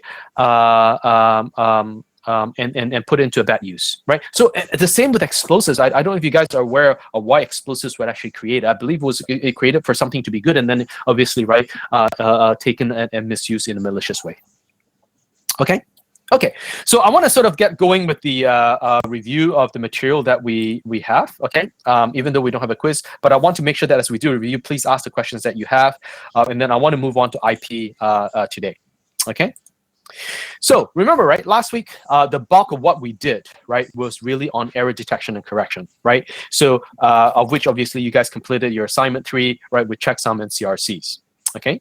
The idea with error detection and correction, right, is effectively, right, crucial in data communications if we actually take the physical layer into consideration. As I said, this is an introductory course to all of the options that comes in the fall, right, and obviously in the winter. Okay, for those of you that go into the network data communications option or the DigiPro option, right, all this, right, is bread and butter to your daily work. Okay, where we touch on IP and TCP, right, it will be bread and butter for those that are going to the client server option or the IS option, right? And I don't know if there's a cloud option going on in the fall. I lose track of what's being offered. But in any case, right, that becomes your bread and butter.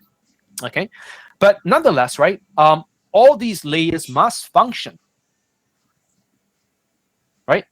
Because the entire TCP/IP protocol stack requires a reliance, right, and interaction between all the layers.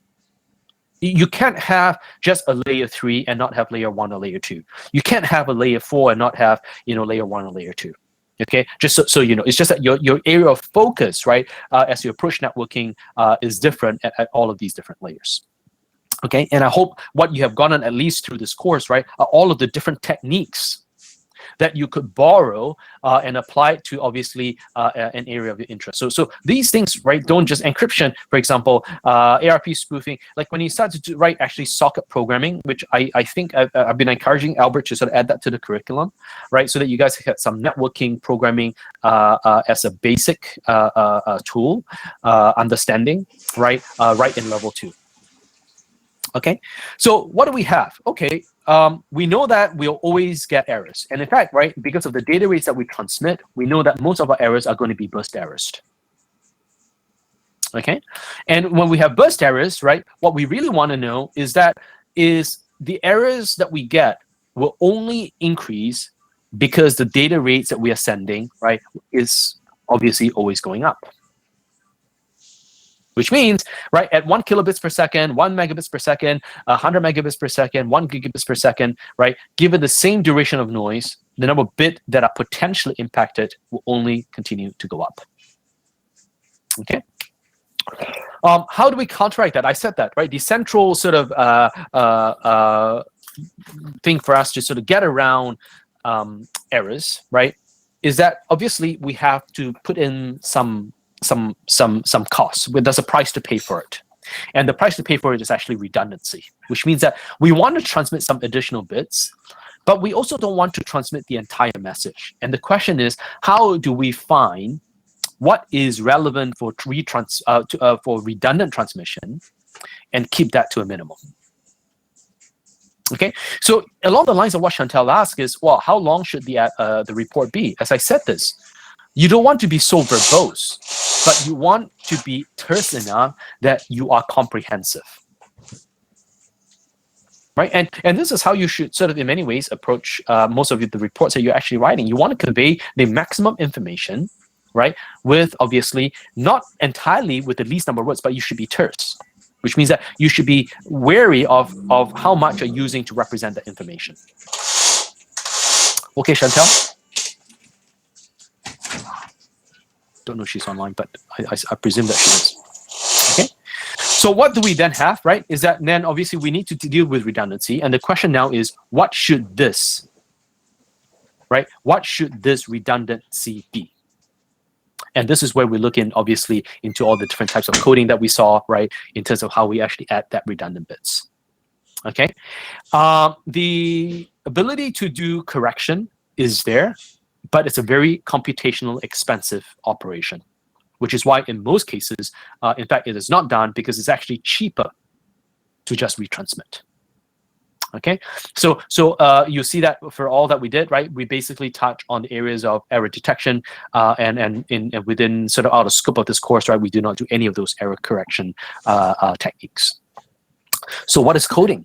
Well, coding simply says this: I have the actual data I want to send you, right? And we want to send you with some additional information, and coding allows me to determine, right, what these additional information should be. But I have to be very careful of what these additional information are, because I want to keep my code rate at as high as possible, which means I want there to be the maximum data per transmitted bits. Okay, we call this channel coding. Okay, there's also another type of coding that you might have been exposed to, and it's actually called source coding. That's known as compression. So in actual data communications, right, what we actually do is this: we have some data. Let's assume that I have some data to generate to you. Okay, the first goal that I do in my signal processing chain is actually to try to eliminate as much as possible any forms of redundancy that I could achieve and reduce through compression. And I mean the data itself. So I always do compression first because I want to use the minimum number of bits to represent the data I want to transmit. Then before I transmit it, then I do something called channel coding, which is what we look at here, the block codes. And the idea of this is that I'm going to expand, right, on this minimal number of bits that are required to represent information, so that I can now endure some impairments in transmission and recover from that. Okay, so it's always source coding first, and then channel coding. And at the end of the day, right, what you're trying to achieve is very simple. I want the receiver to receive what the sender intended using the least number of bits. Because I want to do source coding, which is compression, but I have to take care of impairments in the channel. I have no choice but to add some redundancy to it. But the redundancy is added to the compressed format of the data that I want to transmit. Do you follow? Okay, so you might think that, oh, it's overwhelmingly complicated in terms of how we do data transmission, but at the end of the day, right, it just comes down to one thing. We want the most efficient means of transferring information, and because there's that much to transfer. Okay, if we had not been doing this all this while, the bongo sessions that you have today would not have been possible. Can you imagine all of these data is actually transmitted in raw, which means like raw information of ones and zeros representing all of the images, all the screenshots, and all of that? I mean, it would be overwhelming even for today's networks, right, to have everybody go online for e-learning. Okay, so what are the types of? So, any questions? Are there any questions on the general concept of how data is actually being transmitted, right? It's all about efficiency, right? And the cost that you're willing, right, to pay for recovery, detection, and so on and so forth. Now, in block coding, okay, what we now say is this: is that we have a code, right, that is n bits, which is the code words that we transmit over the air. But the code word that we transmit, as I said, have already some redundant bits added to the data bits, where the data bits are actually k bits and the redundant bits are r bits. The question is this: the k bits, right, we don't change because that's information bits. Assume, you know, it's compressed, assume it's raw. It doesn't really matter. That's just our information. But what I can adjust, right, in terms of transmission, is how much of these redundant bits I want to add to achieve a certain code rate. So the entire communications path, right, falls under the realm of something known as adaptive modulation encoding. I'm adaptively always changing and choosing the correct modulation scheme. So 16 QAM, 32 QAM, 256 QAM, right? Example. So that's my modulation, because the higher order the modulation, the more bits I transmit over the air. And I'm also choosing my coding, right? Which is I'm adjusting my code rate. So I could be transmitting at 256 QAM with 2/3 code rate. I could be transmitting at 16 QAM with 3/4 code rate. And it's adaptive because I'm adjusting to the channel, right, based on feedback. So in the most noisy channel, should I have high order modulation or low order modulation? Should I use 256 QAM or 16 QAM in a noisy channel? Low, exactly. Right? You want to go low because you want to increase the spacing, right? In a noisy channel, do I want to use high code rates or low code rates?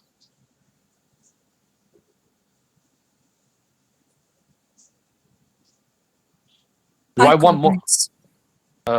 High code rates means more repetition or less repetition?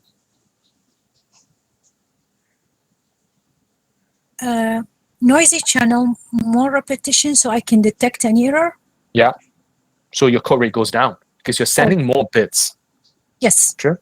So Yes. you can say this, right? In effectively, right? In a noisy channel, you want to go low in both AMCs, low order modulation, right? And then low order, obviously, code rates. Okay, because it allows you to be able to perform, right, relatively well in the presence of high noise. Is that clear? Okay, then how we actually achieve this now becomes really not as important anymore, because there are all of these different techniques, and the ones that we show here in this particular class, right, is simply just examples of it. Okay, is what type of generator can we use to transmit these bits? Essentially, that's what it is. Right, we take some bits. Are we doing parity? Right? Are we doing checksums? Right? Or are we doing CRCs? At the end of the day, we could replace this generator with anything that we want. In fact, the ones that you see, right, are so rudimentary, they're rarely used. Parity codes are very rarely used anymore, right? And block codes are only one area of how we actually do error detection, because there's also convolution codes, there's also turbo codes, right? Again, it's a mathematical study of how best to use the least number of bits, right, to allow for detection in an impaired transmission. Okay, what we need to do though as a structure is that we need to take the data words, go through some generator, right, create n bits, right, and then obviously the receiver does the reverse. And that's the essence of coding. Is that clear? Okay. Yes. So then what we can have then, obviously, right, that we want to be able to achieve, right, is number one, we can use the concept of Hamming distance, right, because we want the receive and the transmit code to have a distance of 0. Okay, and with that, we want, right, the code word to be as large as possible, because that increases the Hamming distances of these code words. Okay, so then we can go on and define all kinds of properties of all of these codes, right? And we can say, okay, it would be nice to use something called linear block codes. So in fact, all the codes that we saw are linear block codes. It simply says this: the XOR of any two code words also produces another code word, and that code word, in fact, is itself also the Hamming distance between the codes. And because I care about the error detection capabilities, right, the d mean for any LBC is nothing but the number of ones, which is obviously the Hamming distance, right? And you pick the minimum one because you want the minimum distance, and that will give you the d min, and then your error detection capability is just simply d min minus 1.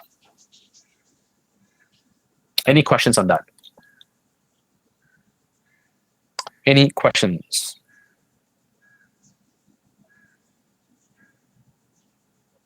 Okay. No. And then, yeah. So then what we have is, okay, if we add one additional bit, which is r equals to 1, that's what we call the parity code, right? We can have even parity or we can odd parity. It doesn't really matter.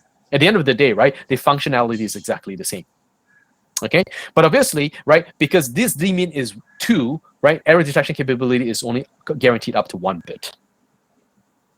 Now, we can do something known as a CRC, right? And we can say this now: if we left shift this code, it produces another code. But obviously, we now have to increase r to achieve that, which in this case, right, we've gone from r with simply just 1 to r equals to 3 now.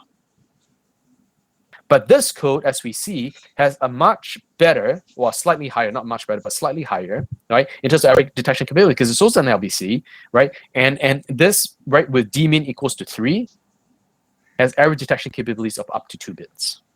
And then we can keep increasing on that. Okay, so does anybody need me to go through the techniques of generating CRCs or parity codes or any of that sort? You should have. The reason I'm not spending time on this is you've actually done this on your assignment. Okay, which means that you've at least learned the technique, right? But are there any questions around the techniques or CRCs or parities, or in fact even checksums that I will go through in a minute? Okay, so this is your generator function. Okay, and it works because it's essentially just long division. And if you know the actual dividend, you know the remainder, and you know the divisor, the receiver can replicate this process, right, and determine whatever it receives as the code word was actually received with errors. Because if you have not received errors, then your remainder should be 0. If you have received with errors, right, then your remainder may not be 0. Again, none of these techniques are guaranteed. All right, and the only way to do so, obviously, is to have infinite repetition to guarantee, obviously, the detection of errors with certainty. Okay, what we call sheer probability, which is p equals to 1. Okay, but obviously that's not practical, right? Because it would mean, right, that in order for Rana to transmit 1 bit of information, and she uses an infinite number of bits to do so, she can, in her entire lifetime, just transmit 1 bit. True, Rana? Obviously, that's not going to be acceptable. Okay? Yeah, exactly. Not my life goal. Exactly, right? It's true. I mean, and you get one choice, right, at birth, right? Are you going to transmit a 0 or are you going to transmit a 1? And you're going to spend your entire life transmitting that 1 bit. Because you need an infinite number of bits for transmission. That would be very painful. Why? In fact, I would think that life at that point, right, in that setup is actually very peaceful and very simple. True, but it will take forever. It takes forever. I mean, your lifetime is to transmit one. I mean, there are in the not in the mammals population, but in sort of insects, they have very short lifespans, and they have one single purpose in life. Right? If you go into the world of insects and stuff like that, a lot of them actually have very, very short lifespans, and they have one single purpose in life. Okay, and maybe we humans have unnecessarily complicated our lives. Maybe, I don't know. Okay, to a certain degree, yes. Yes, I mean, why do we need to create data transmissions at gigabits per second? Seriously, right? Is kilobits per second insufficient? Right? Why do we need to watch movies at 4K? But again, I don't want to go into that sort of that very philosophical because I remember what Chantel told me is that she has a very nice panel and she needs to watch it at 4K only. Okay, and obviously, and so on and so forth. But in any case, right?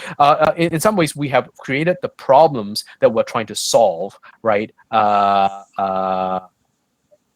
Maybe. Are you sure that insects have no curiosity?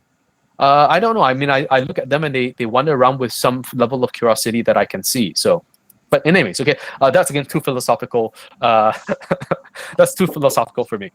So the idea with it though is that the issue is not that CRC doesn't work, but there's something with CRC that doesn't work well in a fixed bit width environment. So if you've gone through data computer architecture, you know that obviously the data buses, their address buses, they're all fixed, 32 bits, 64 bits, etc., etc.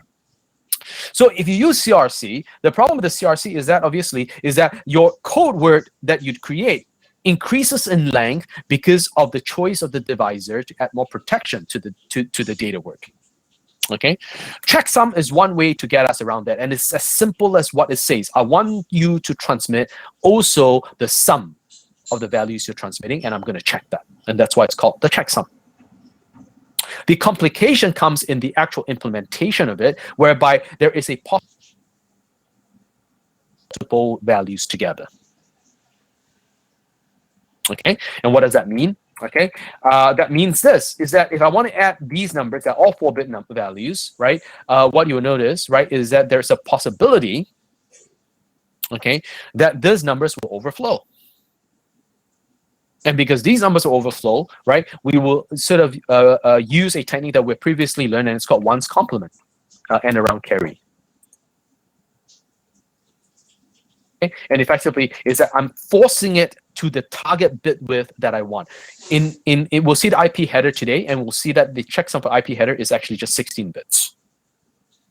So effectively, right, if I'm calculating checksums for IP headers, right, I'm forcefully always, irregardless of the payload that I carry. Remember, right? Well, actually, I should take that back. The checksum for IP is only the header only, which is fixed at either 20 bytes, right, up to maximum of 60 bytes. But in TCP, there's also a checksum that also includes the payload, and the payload could be variable length.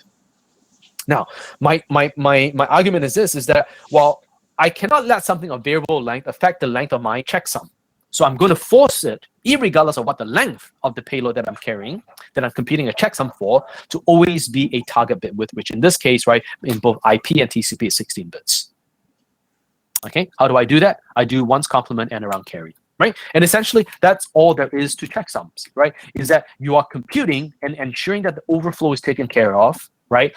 And then you're creating this technique in which that the receiver will reverse. Hopefully, obviously, right, in an attempt to extract the correct information at that receiving entity. Okay, any questions on error detection and correction from an overview perspective? Any questions? I think everything is good. I was just I had question when I did the assignment, I think. Okay. Did you get them clarified? Yeah, I asked you about the what I kind Oh, of I didn't understand what complement, and then I realized it was just flipping the simply- values. Yeah, we'll flip 1 and 0. value. Yes, Exactly. yes. Yeah. No, but as long as you get it resolved, okay? Yeah, I got the result. Yeah. Yeah, that's fine. Okay. Are there any other questions from anybody? So I don't mean to sort of not in Rana's case. So for example is that I'm not addressing it because I actually need to get more information of her setup before I can actually respond to her, because I don't want to Rana. I hope you understand why I want you to send me an email, because I want to really get to make sure that your setup is correct, and I don't want to take up class time to do that. Definitely. Yeah. Okay. So that's why it's not that because I would like to see your setup actually, if possible, right, to be able to give you a proper explanation rather than just tell you yes or no. Okay, which I may not be responding to the right question anyways. Okay. Okay. So then the last thing that we touched last week, right, was simply right data link control. Okay, and we started off only with the framing because today I want to talk about CSMA, which is random access. Okay. What is framing? Why do we need that? Does anybody remember? What is framing? Why do we need that?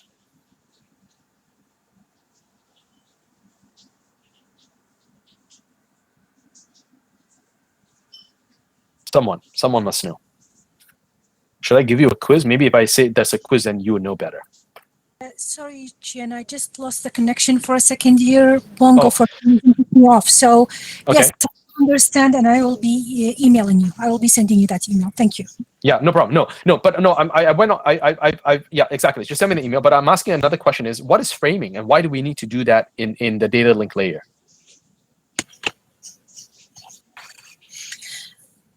Framing is wrapping the packets with headers and tails, I think, that contain the addresses, the MAC addresses, the IP addresses. So it would be routed through a correct direction to the end destination. Yes. Okay. So Rana touched on two things. Number one, she said that framing, right, is to obviously put together a header and a trailer. Maybe sometimes a trailer, not always, right? But in any case, right, there will be an indicator of the start and stop of a frame. Okay. The other thing that she said too is that framing also gives the address, which is also correct because there's a header which usually encompasses in Ethernet, for example, the to and from MAC IDs.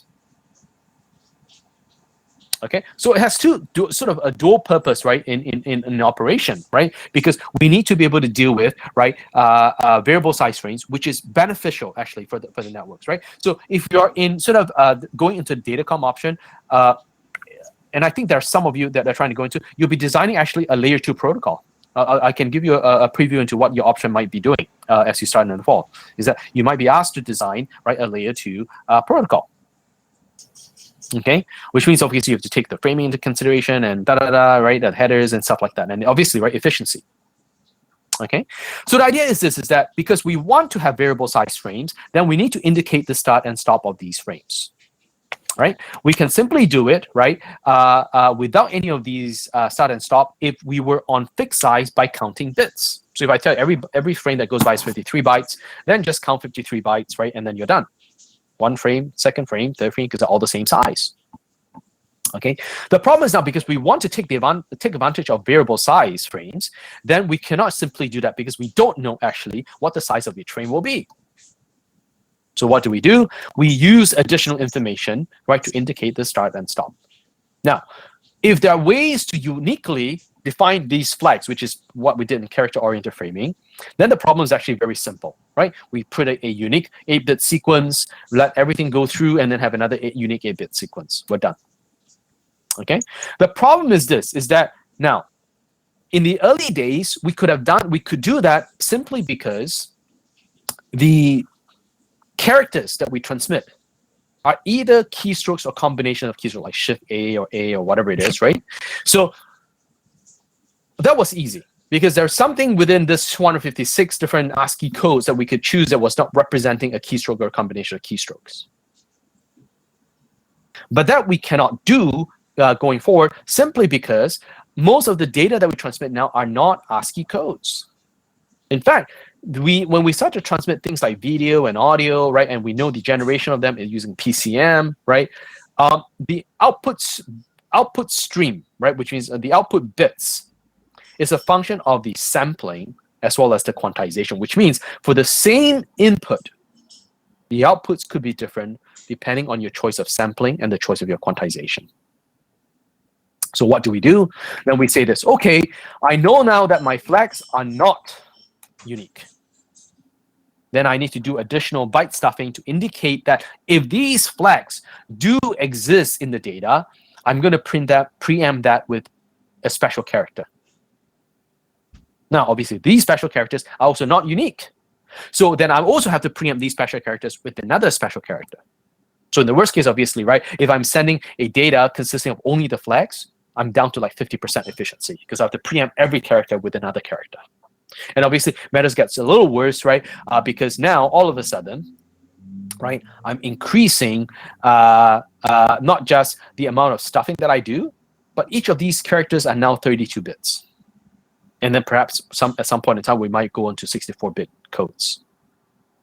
Okay, so what do? Well, let's remove all of these character boundaries and view them from this perspective of just a stream of ones and zeros. Because now, instead of having fixed to 32-bit boundaries or 16-bit boundaries or 8-bit boundaries, let's just say, well, you know what? I don't really care about these boundaries. Ultimately, they're just data. And if I do that, then I can now choose any flag I really want to frame it. And my goal now is to say this: if I've chosen a flag such as this 01111110, okay, then what will happen, right, is that then I can now ensure that I break this pattern right within the header and the trailers. Okay, one way of doing that is that I'm going to preemptively break this pattern if and when it shows up. So for example, if I'm given this data sequence, and the example that I gave you right in class last week was this, right? Is that you need to understand, we see the entire bit stream as a human, but from a machine's perspective or Ethernet port's perspective, that doesn't actually happen. In fact, right, the thing that we actually do here, right, is that we only receive one bit at a time. Okay, so even if we sort of don't know, right, what comes, or in fact, in this particular stream, right, this delimiter doesn't show up because it's zeros, 6 ones, and then 0, right? This is more than 6 ones here, right? In fact, this is 5 ones, right? So this delimiter doesn't show up, but we still continue to do our bit stuffing because we're doing it preemptively. And the way that we do it is that we'll wait and say, okay, I get triggered by a 0, and then I wait for 5 ones. When 5 ones show up, I always preempt it. Remember, the generator function, right, that we always do should be something that is always reversible by the receiver. And it's blindly. Okay? So I'm going to stuff a 0 after 5 ones, irregardless what the next bit is, whether it's a 0 or 1. Because this way, I'm guaranteed that this pattern that I use on my delimiter, which is 0 followed by 6 ones and a 0, will never show up to sort of as an incorrect flag. Obviously, right? The problem of this can be compounded, right? Because there could be errors and so on. So, but obviously that's another different issue, right? Remember that there could be errors affecting all of these bits. But at the end of the day, I want a process that's repeatable. I want a process that's simple, right? For both the sender as well as the receiver.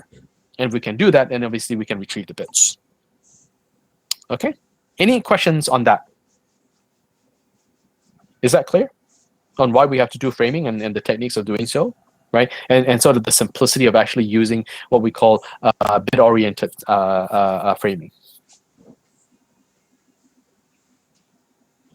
Okay, so I believe this is where we stop, but I just want to cover up 2 more slides here, right, of what we covered last week, right? As I said, flow control, we've talked about this model all the time, right? The idea is this, is that the receiver, right, sorry, the sender should never overwhelm the receiver, right? A classic example is that if you're a receiver in the wireless sense, and you are a mobile receiver, which means that you're moving around, right? You have mobility associated with you. Then it is possible that your signal-to-noise ratio could fluctuate as you move around. Okay, which means at certain points in time you are in high SNR conditions, certain points in time you're in low signal-to-noise ratio conditions, right? The data rates due to AMC that you can receive obviously is different. Okay, in fact, right, in wireless channels, there's something known as the CQI, channel quality indicator, that is actually coming back as a feedback from the receiver, because only the receiver knows the environment that this is in. Right? The sender always blindly transmits. It is the receiver that now comes back and detects, okay, I'm now in an environment of very, very low signal quality and very high noise, right? Like you know, but this transmitter is never going to know that. And the transmitter will be informed of that through this feedback. And in wireless sense, right, it always comes back through something known as the CQI, channel quality indicator. Okay. In fact, CQI is an important feedback, right, in what we talked about known as AMC, because the CQI will map to say, okay, based on the CQI, the correct modulation scheme to use and the correct code rate to use, right, is such and such. Okay, and then the sender just blindly follows that and move from there. Okay, and obviously error control, as we studied, right, a few minutes ago. Okay, then obviously, right, we also talk about this, and I just want to formalize this, right, in that the connections that we use, right, obviously in layer 3, right, is connectionless, right, and we motivated that packets can be delivered out of order, even if they belong to the same message. And the reason for that is because we want the functions of all of these routers to be as simple as possible, right, whereby each frame is treated independently. The frames or the packets do not need to know what's before and what's after it. Now, the problem with it, right? So the benefit of it is that it's very simple. The problem with it is that you do not know, in the event of an out of order delivery, how to reorder yourself. And in fact, IP doesn't care. It is up to TCP, which is in layer 4, to actually reorder these out of order packets, because TCP attempts to keep states. Okay, and we'll see that next week. Okay, I'll give you a foray into TCP next week, right? And then in your options going forward, I believe the option that deals a lot with TCP is probably the client server option. Anybody going to the client server option here? Anybody wants has decided to go into the client server option?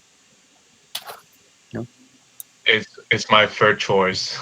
Okay, no, that's fine. No, I'm just saying. So once you go in client server, because you really care about the communication, you'll be doing a lot of socket programming, and obviously, right, you want to ensure, right, that you deal with TCP. In the datacom option, you also do a little bit of TCP because I believe you program a network gain. Okay, but in any case, right, we'll touch that next week. Okay, so you have an idea of how reliability. In fact, my intent is to show you how do we achieve reliability through with a reliable protocol that is connection oriented, and that's called TCP. But we'll spend all of next week to do that. Okay, any questions? Okay, so let's move on with finite state machines, because this is really just a review, and then we'll take a break after this this deck of slides. Okay, who's been exposed to a finite state machine before? What is a finite state machine? I mean, the script map, they cover it. Yeah, and also I believe in. Yeah, sorry, Bob. Keep going. I didn't mean to interrupt you. It is. I remember we needed to draw a diagram to define, like, in Like you need to reach to Yeah, to a something like state. this. Yeah, yes, that, yeah. Exactly. Okay. Why do we use finite state machines? Do you guys remember? So essentially, right, finite state machines have states, which means there is memory, right? Because you're moving from one state to the next based on different events, and these events obviously could be accompanied with some actions. Okay, so which means I could be in the idle state and then go into a busy state, for example. Okay, if I'm idle, right, the events that can happen when I'm idle are different from the events that can happen when I'm actually busy. Okay, but the reason why, and I don't want to spend a lot of time finite state because you've really been taught the fundamentals of finite state machines. The idea is this: is that the use of finite state machines is actually very crucial in the design of architectures, protocols, and software design. Okay, because it provides you with a mechanism in most cases to determine if there are states that are cyclic, to determine if there are states that are hung states. So if you can actually, for every piece of software, and one thing that my understanding is that obviously with level 1 and level 2 they've gone through in the CST, doesn't really have too much on an emphasis on actual software design. But you need to ensure that the architecture of your software design, right, is actually sound. And the minimum of which, right, you want to ensure that there are no hung states, right, or cyclic states, right, within your software solution. Hung state just means essentially if you get into one state, you will never get out of that state. Okay, cyclic state just means that if you get into one state, you just keep cycling around, the states and never get out of that loop. Okay, so what is this important?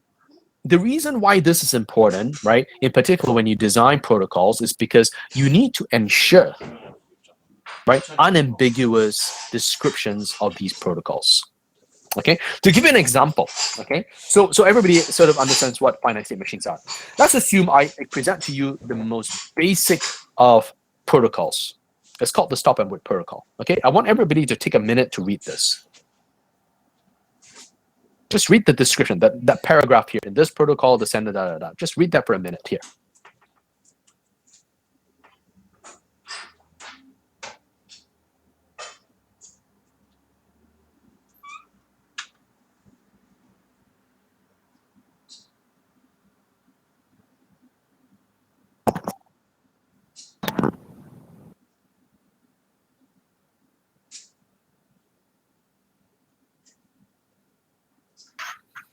Hello? Can you hear me?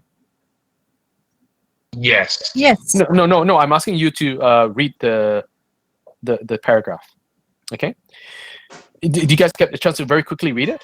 Yeah. Okay. What's a CRC again? Sorry, I kind of phased out on that one.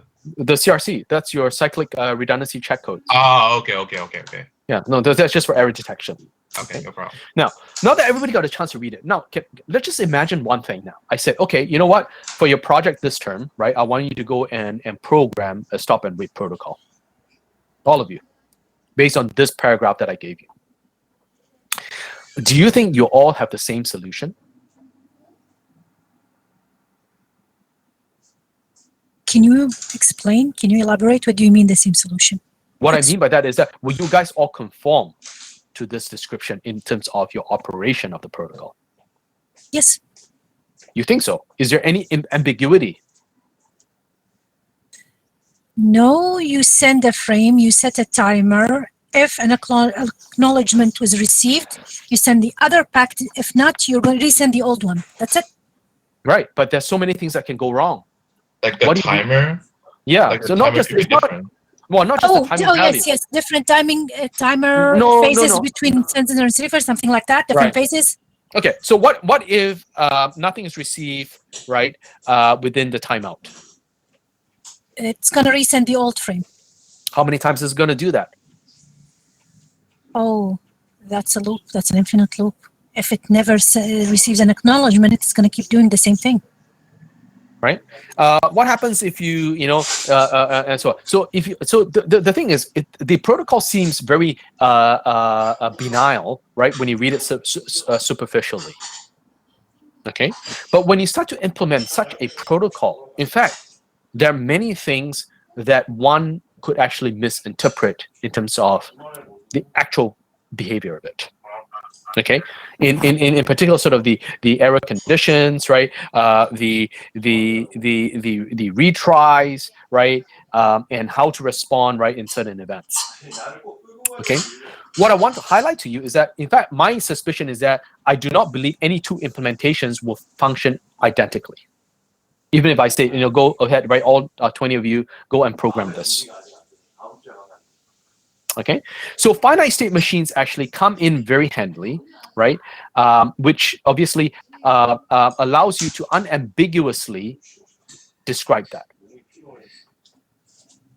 Okay, for some reason, why did the slide not show up? Oh, right here. Don't know why it was hidden away. Sorry about that. Okay, is that when we now take a look at this finite state machine, right? It then says this very clearly: there are two states at the sender.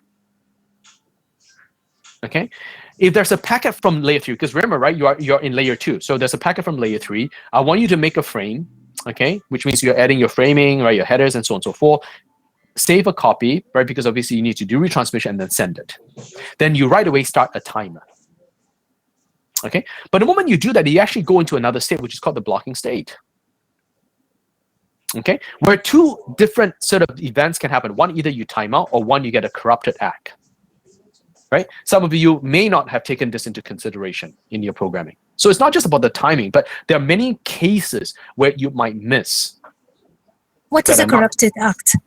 Oh, an act that came back, right? That was corrupted in a sense that it was an impaired message, which means that you get an ACK, but it did not pass CRC.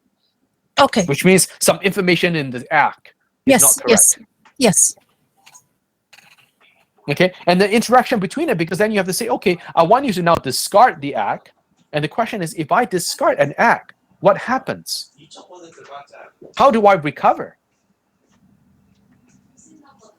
Well, there is a timer, right? So you have to wait for the timeout.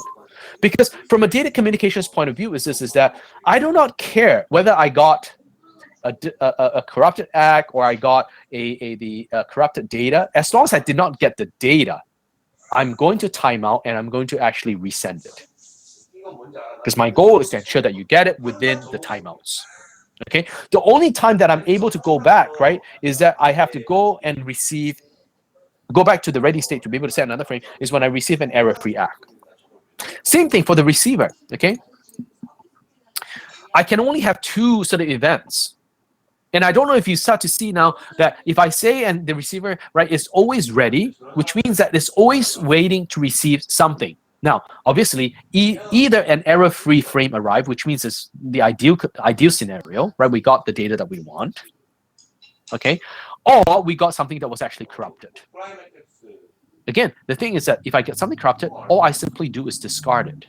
And the question is, how do I recover from this? Well, there's a timer here in the sender. If the timer doesn't get a proper error-free ACK within the timeout, it will just reset. Right? I don't know if you see this. This is a lot less ambiguous in description than this paragraph that you saw earlier. Would you agree, Rana? Yes. Okay, because in your software design, right, when you do things, right, and certain options when you get into, right, there's a lot of emphasis on software design, because at the end of the day, you guys are software programmers. Okay, it doesn't matter what domain you're programming for. The design of the software is crucial. Okay, and what you start to see now is most protocol designs, okay, just to eliminate ambiguity, right, are always presented in the form of a finite state machine.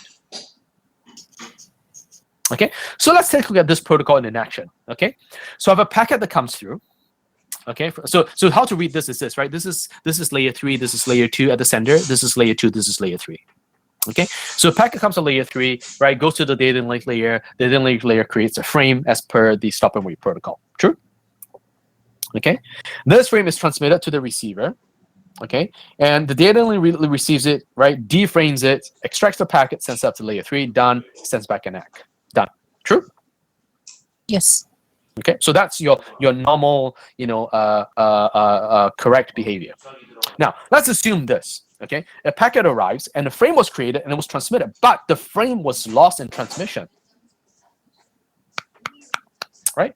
Remember, right? In our description of the protocol, we did not say what to do with the loss, but something has to correct for that. Okay. Well, what corrects for that is the timer, because there are no X coming back in time, which means by the time this timer expires, then what happens, right, is that this frame will automatically get resent again. Does everybody see that? Yes. This guy receives it, sends back the ACK within the timer, then it's done. But in actual protocol, it doesn't matter whether you're transmitting data, redundant bits, the frame, or the ACKs. In this particular case, not only can the frame be impacted, but the ACKs can also be impacted. True? True. So if we look at this diagram here, it says that, okay, a packet gets sent, a frame was created, the frame was received correctly and extracted to the third layer, layer 3, network layer, and the ACK was sent, but the ACK was lost. Now, when the ACK was lost, while the timer in the sender is going to automatically resend the frame, true? Yes. Because that's the prescribed behavior. So what happens now? This guy resends it. And then what? Well, data link layer receives it, extracts the packet, but is this the correct behavior? According to our procedure, yes. Even though it's, as I see, duplicated packet, but according to our protocol, yes. Yeah, according to what? So something is not right with the protocol, right? Because Yes. a duplicate packet is just as bad as a corrupted packet. Would you accept the argument? Yes. Because it's not what the sender intended. Let's assume this, right? This is the sender. Let's assume the sender is Bob. Bob intends to send Rana $100. Okay. Now, in this case, right, Bob obviously wants to pay Rana the $100 because he did not get the ACK. He sent a second $100. So now Rana has $200. Right. Well, Rana is happy, but Bob is not. So a duplicate is just as bad. Remember, right? The protocols that we do with data communications is to ensure that the receiver gets what the sender intended. So there's a failure in this protocol in the sense that we now allow duplicate packets to be received at the receiver where the sender only assumes that one frame was received. So the question is, how do we get around it? Well, it turns out, right, that remember synchronization bits in TDM? Do you guys remember that? Synchronization bits? Yes. 0, 1, 0, 1. We Yes. could use also a 1-bit toggle to deal with it. Okay, what does that mean? Okay, I send out a packet, I call it frame 0, I acknowledge 1 because that's the next frame I expect. So every frame I send, you see is 0, 1. If it's a resend, it's still 1, and then 0, and then the resend is still 0. Does everybody see that? But different frames are alternating between 0 and 1. So there's a 0, 1, 0, but if there's a duplicate, then they carry on the same number. Okay, so what do I have? This guy goes and says frame 0, comes back, acknowledges 1, this guy sends out 1. Awesome. This 1 was lost. This guy sends out 1. This packet says, okay, I've extracted 0, so I'm extracting 1 now. I send back the ACK. Now, what happens if there's something duplicate? I resend a 0. This guy receives a 0, should now expect a 1. True? Yes. But because this was resent, now this 0 was detected. Again, this is not foolproof in the sense that if you skip 2 frames, then obviously then you still get duplicates or errors. But the idea behind it is that is a mechanism using 1 bit only as a toggle to prevent successive duplicate packet frames. Okay, and you're going to start to see now this type of 1-bit toggles are used quite a bit in all of data communications. It doesn't matter whether it's at sort of the data link layer, it's at synchronization bits. It doesn't matter, right? A 1-bit toggle just tells me that you're different. Okay, in TCP, we'll see that we don't use a single bit toggle, but we go on a sequence of 32-bit values because of the number of segments that we expect to receive and so on and so forth. Okay, any questions on that? And then the last concept that I want to share with you is something known as piggybacking. All of these acts, right, while only transmitting perhaps a single bit value, also requires time. True? Yes. Look at the propagation time. Remember, going down the y-axis is time. Let's assume that we're in a scenario where we can actually have bidirectional communication, which means the sender, right, is sending information to receiver. The receiver is also sending information to the sender. right? I mean, it will be a bidirectional communication, duplex. Okay, we can in fact encapsulate these acts into the frames coming from the receiver to the senders, and we call that piggybacking. And we'll see that in action next week when we do TCP. Okay, because we want to cut down on the amount of time, right, in this protocol in terms of doing all of these acknowledgement data. Okay, but rather we want to piggyback the acknowledgements into the data itself in the opposite flow of data. Okay, any questions at all? Any questions? Okay, so if not, we'll take our, so there's no quiz today for you, as I said, right? Because I spent the time on sort of the demo. So let's take a 10-minute break, come back, we'll deal with something known as random access. And then we'll Sounds start with IP. Okay, All right, thank cool. you guys. Yeah.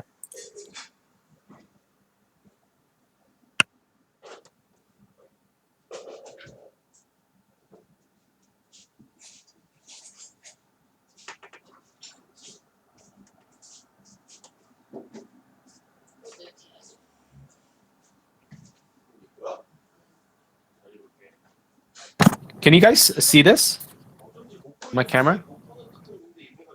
I guess you guys. Oh yeah, yeah, we can see it. Yeah. So this is just my my little Kali adapter that I have. So it's a USB 3. So I run it off this guy here. So I got the Kali onto this sort of USB drive, and that's it. And then I boot off the USB. Right, and then obviously I went on a network connection rather than wireless, just to be a little bit more sort of stable. But that's all I've done, and this is my man in the middle. Oh, okay, I see. And entire Kali Linux in here, booted off a USB 3 right onto my laptop, right? And that's all I've done, and that's how I did the demo. Okay, so I just want to show you that, so you guys are aware that, you know what, it's actually not that difficult actually, and it to get the setup going.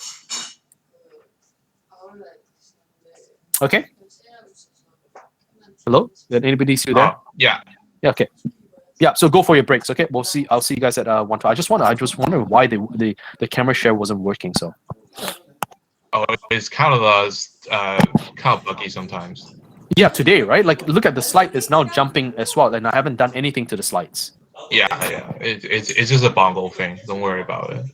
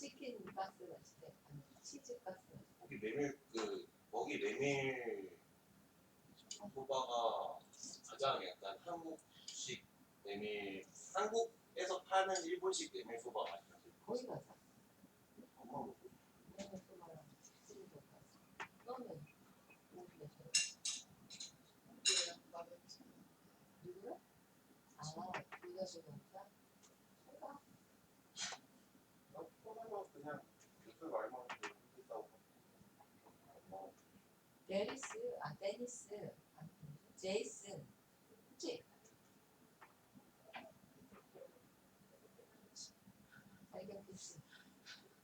그 빵빵한 제이슨.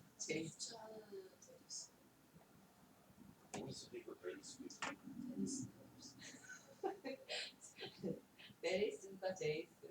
데니슨과 제이슨. 데니스는 없고. 여기가 두 명이 있고. 그래서 나는 오빠가 제이슨을 한다는데 제이슨도 괜찮아 저 영화. 나 제레미 한다고. 제레미? 어렵다. 이거 옛날 이름이야. 그거 저거잖아. 싫어. 옛날 빠우치덕치덕 얘기잖아. 뭐 영어 이름이 필요해? 제이가 너무 혼내서 싫대. 제이크. 제이크. 그냥 얘한테 물어보면 안 돼. 제이콩나. I don't think anyone can come up with a better. 그 영어 이름도 시대별로 약간 그 탄이 그냥 잘 보고 해야지 안 그러면. 아니 그러니까 나는 상관없는데. 애들이었는데. 아이 왕자야. 제이를 벗어나지 못하고. 제이슨. 제이슨이나 제레미보다는 제이슨이 나아. 제이스 너무 많잖아 지금. 제이슨이 이렇게 되는 거지. 제이슨도 흔하고, 그러니까 제일 시작하는 그리고 내 이름 스타일 만들어. 영화. 영이 스펠링이 너무 길어. 제이형도 괜찮아 그냥. 제이형 있어요. 그 영화 사람 외국인들이 제영을 잘 발음하는데 자이영.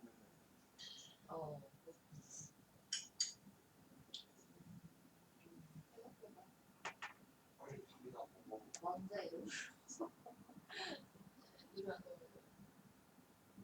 제이가 좋아해. 자기 이니셜 좋아하는 게 좋아. 이 친구 제이슨은 제일 만나지.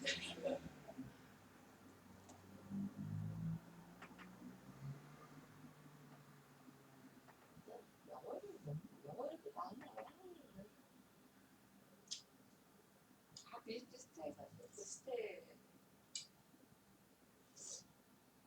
앤더슨. 웨인.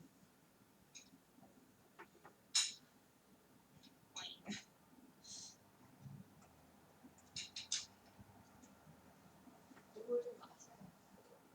내 마음에 들었어. 미역도 좀 넣어야지. 넣어야지. 먹을 먹어야지도 아니고 먹어야지.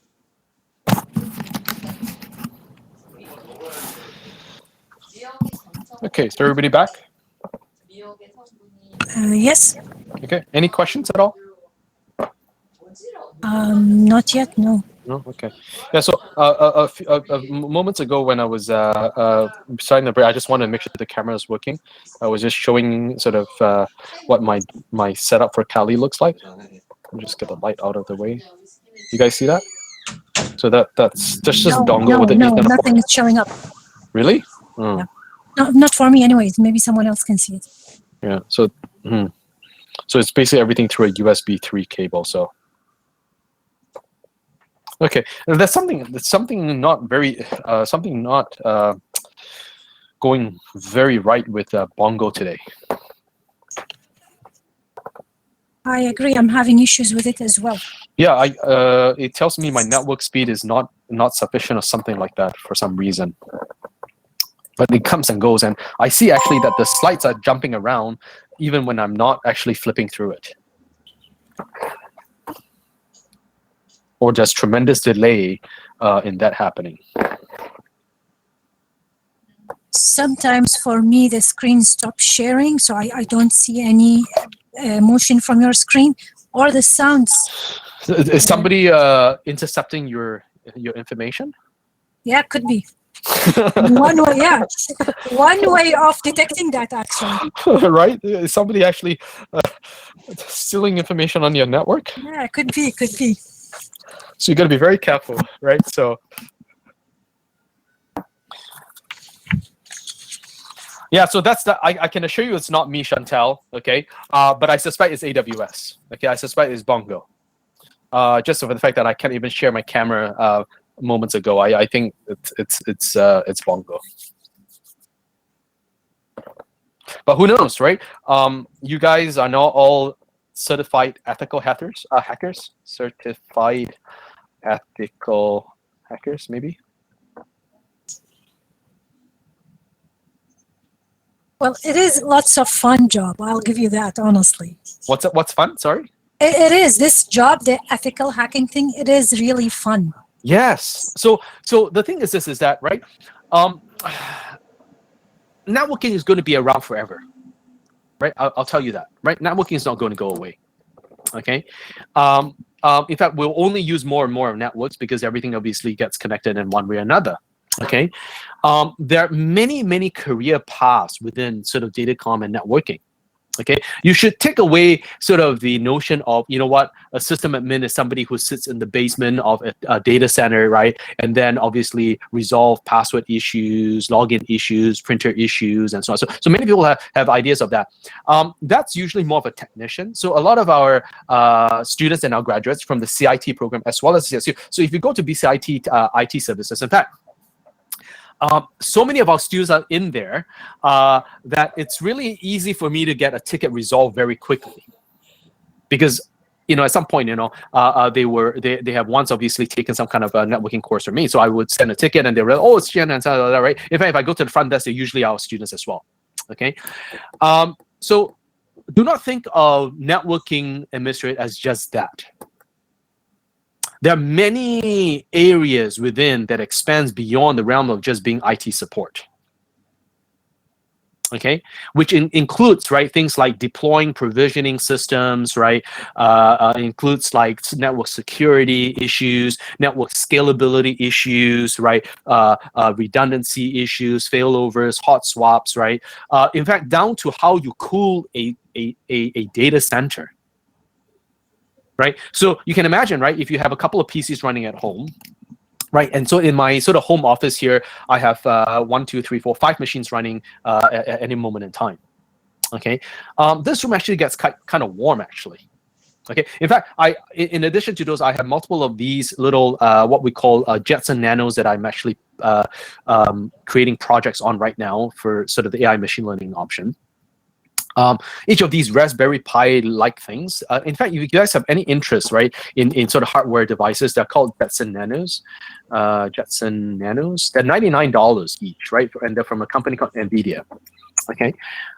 They're like your Raspberry Pis. Anybody here played with Raspberry Pis? I played with something similar. I don't Right. know if you have ever heard of it. It's the robotic that's suddenly became really trendy. Every school is using it to deliver other topics, other materials, if you have ever heard of it. No, I And haven't. it has its own language and it's an own app, and you actually connect between. I spend good time teaching students and teachers this device. So Oh, I it's see. something Okay. close to Raspberry, yeah. Okay, so I use something called the NVIDIA Jetson Nano. Maybe Adreno, that's, yeah, maybe. But this Jetson Nano, it's $99. It's about 2 to 3 times maybe the price of a thing. But it has an ARM CPU with a GPU. So the idea with this is really fun because it actually has GPU. So you can actually do CUDA programming. Okay, so you can do like neural network simulation on this little guy that runs off a battery pack. Okay, and the processing capabilities is that it can actually process 8 parallel streams of full HD video. So in fact, I get the students to sort of build a little robot, right? And it will have one camera, and I could, in fact, have up to 8 different camera streams. And in fact, just based on image recognition, it can actually navigate and find a path from start to finish. In fact, I could get it to just lock onto any object you want. So like you could say, okay, you know what, recognize this as a red ball and follow this ball. So it will just, if you roll the ball, it will just follow the ball. So if you want to have some fun in the summer, right? These little guys like called the NVIDIA Justin Nanos are really awesome for doing that. And then you get some exposure into GPU programming as well with that called CUDA.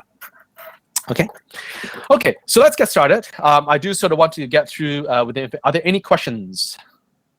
Right, as our course ends, and if you have some time in the summer, right, explore a little bit. Don't just wait for the term to start, right? Okay. Any questions so far? Okay, so if there are no questions, I want to start on a new topic called random access, and it's a very real problem. Okay, random access is a very real problem. The question is very simply this, right? How do you ensure that there are multiple users, when there are multiple users on a network, that they all can transmit and not interfere with each other?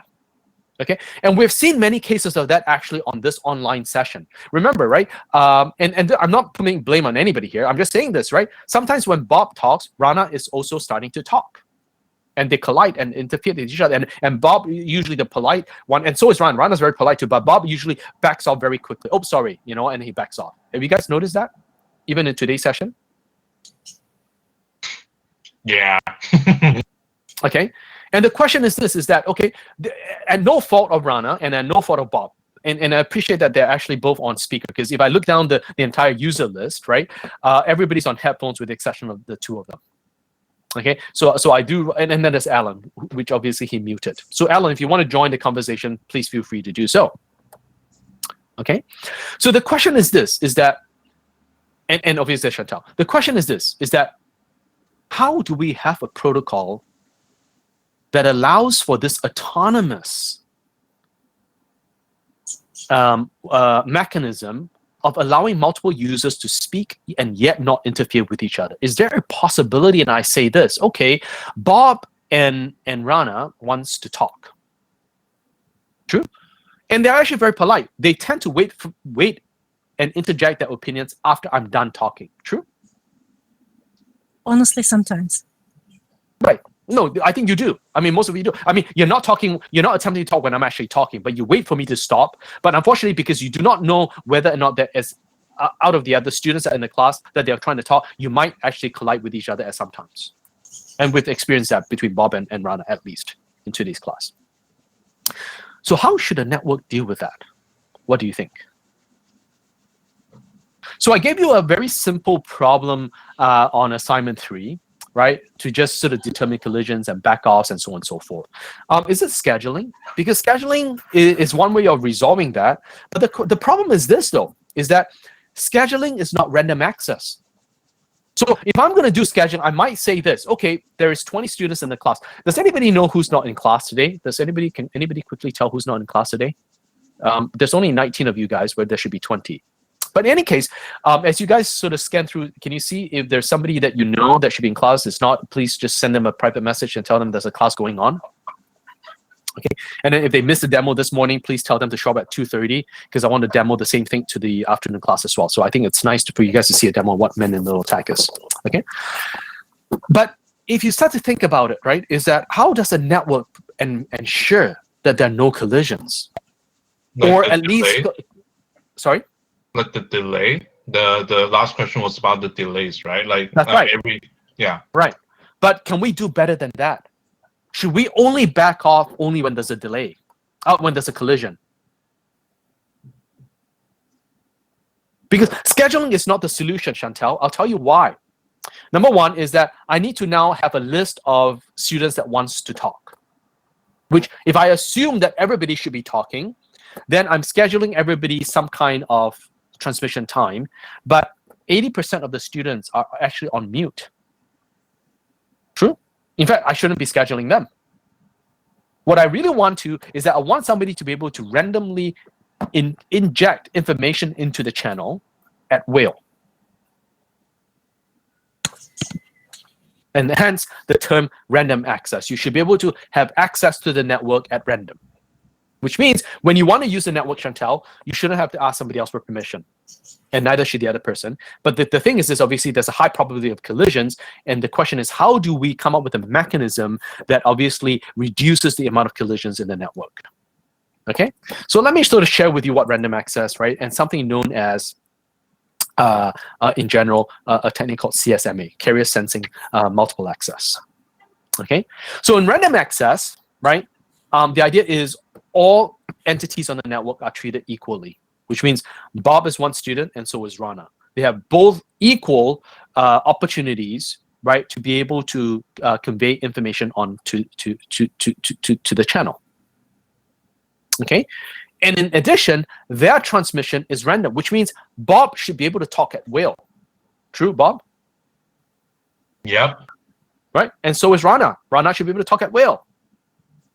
Now, if there's also only one resource available, which is one channel, that's all we have right here, right? We have 20 users now on one single channel, and assuming that if we all 20 of us want to speak, then in fact we're competing with one other for a limited resource. Isn't that true? Yes.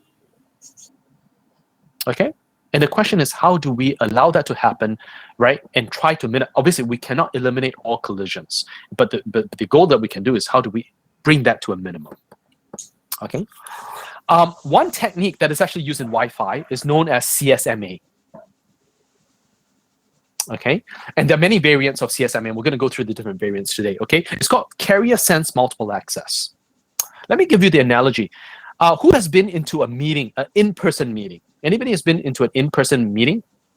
Oh yeah, like a team meeting, right? Yeah, exactly. Have you been to a meeting? Okay, and usually, I mean, if you had a co-op term or whatnot, right, you might have gone to sort of meetings, right, with a couple of individuals, not just one-to-one conversation, like 5 people, 10 people, 20 person type of meeting. Okay, but I think the 5 to 10 people is best because obviously it facilitates more interaction than would a large meeting. Okay, so the thing now is this: is that okay? So now if you have all of these people in the room, and there's a meeting going on. Usually, there's a chair of the meeting, which obviously leads the meeting. But obviously, there will be opinions coming from the meeting members. How does the members and when do the members and how do they determine when they can actually speak? What happens in the meeting? They take turns. If there is a question that is the topic of discussion, they normally would take turns into responding. Right, they'll take turns. But how? But the turns are. But again, I want them to be random, right? Which means that not everybody has to talk. True? No. Who needs to talk? Who has something to say will actually start talking. So right. So how do they take turns? How do they ensure taking turns? Who should be the first to talk? Like there's a facilitator usually in a meeting that appoint like. So that's a very that's what we did in the team. That's a very formal meeting, right? To have a facilitator, like there's a speaker of the house or something. They say, okay, you know what, Rana, you talk. Okay, now Bob, you talk, right? Whoever wants to talk, please raise your hand, and then you're queued up. Yeah, kind of like that. But what if it's less formal than that? Just a couple of team members getting together. Someone is going to jump and start talking, and someone else is going to have to wait until he's done or she's done, and then it's going to jump again, and so on and so forth. Right. And so I used the word jump that Rana did, right? So somebody's going to start a conversation, and if you're polite, you'll do it when somebody else is not talking. True? Yes. Or at the end of somebody else's conversation. That's what we mean by sense before transmit. This is where the carrier sensing is. That I'm going to sense the channel, right, or the carrier for energy. If there's energy, I'm not going to transmit because that tells me that somebody's transmitting. Just like you guys, before you talk, right, you would tend to try to find a point where you think that I'm going to pause for a second before you interject your opinions. So you're really sensing for energy, right, which in this case is my speech. And then when there's a moment of silence, then you interject your opinions. But obviously, there's an issue with it. Is that, let's assume that as I'm giving sort of information here, right, both Bob and Rana have a pressing question to ask. And they're both very polite. And they both do carrier sensing multiple access, right, because they're listening before they try to talk. The moment I come to a pause, like now. Both of us would talk, so it doesn't prevent collision. That's right. Yeah. And that's what has been happening. Can we do better than that? What do you think we can do to help prevent collisions? So let's take a look at it. Okay, CSMA can reduce the possibility of collision, but it cannot eliminate it. Make sense? Yes. If we simply just listen, right? Yeah, okay, it's better than you just talking at random without listening. I mean, if you put on your earplugs and you start talking at will, right, you might be talking just as I'm also in the middle of a speech. So the idea is that, yes, CSMA can reduce, but they actually cannot eliminate it. And the reason they cannot eliminate it is because, obviously, of propagation delay. In a network where there are multiple devices, and look at your laptops A, laptops B, laptop C, and so on and so forth, right? They are at a distance from each other, true? In fact, Yes. because they're at a distance from each other, we know of propagation time. Signal needs to propagate, true? True. Which means, yes, we are measuring distances, right? Oh, sorry, we're measuring propagation delays in perhaps nanoseconds or even milliseconds, right? Or microseconds. But nonetheless, there's still time that it takes. Even for me to know that somebody else is trying to transmit, I need to wait for that person's energy to get to me. So if you look at this particular diagram here, let's assume B wants to transmit. Okay, so when B wants to transmit, it will listen around it. Oh, nobody else is transmitting. True. I'm going to start my transmission, which is what you see in blue. Now, at some point in time too, C wants to transmit, and it listens around to it. Because B's energy hasn't gotten to it yet, it assumes that nobody's talking, and it starts transmission. And then moments later, right, what happens? You have a collision. Does everybody see that? Yes. Okay, so even when you sense the carrier, it doesn't mean you're guaranteed that there will be no collisions, because it takes time for somebody else's energy to get to you, right? And it has to be, right, the energy getting to C to know, oh, actually B is also transmitting. And then you know that's a collision. Okay, so we'll define something called the vulnerable time. And the vulnerable time, by definition, is the time where there is potentially moments of collision.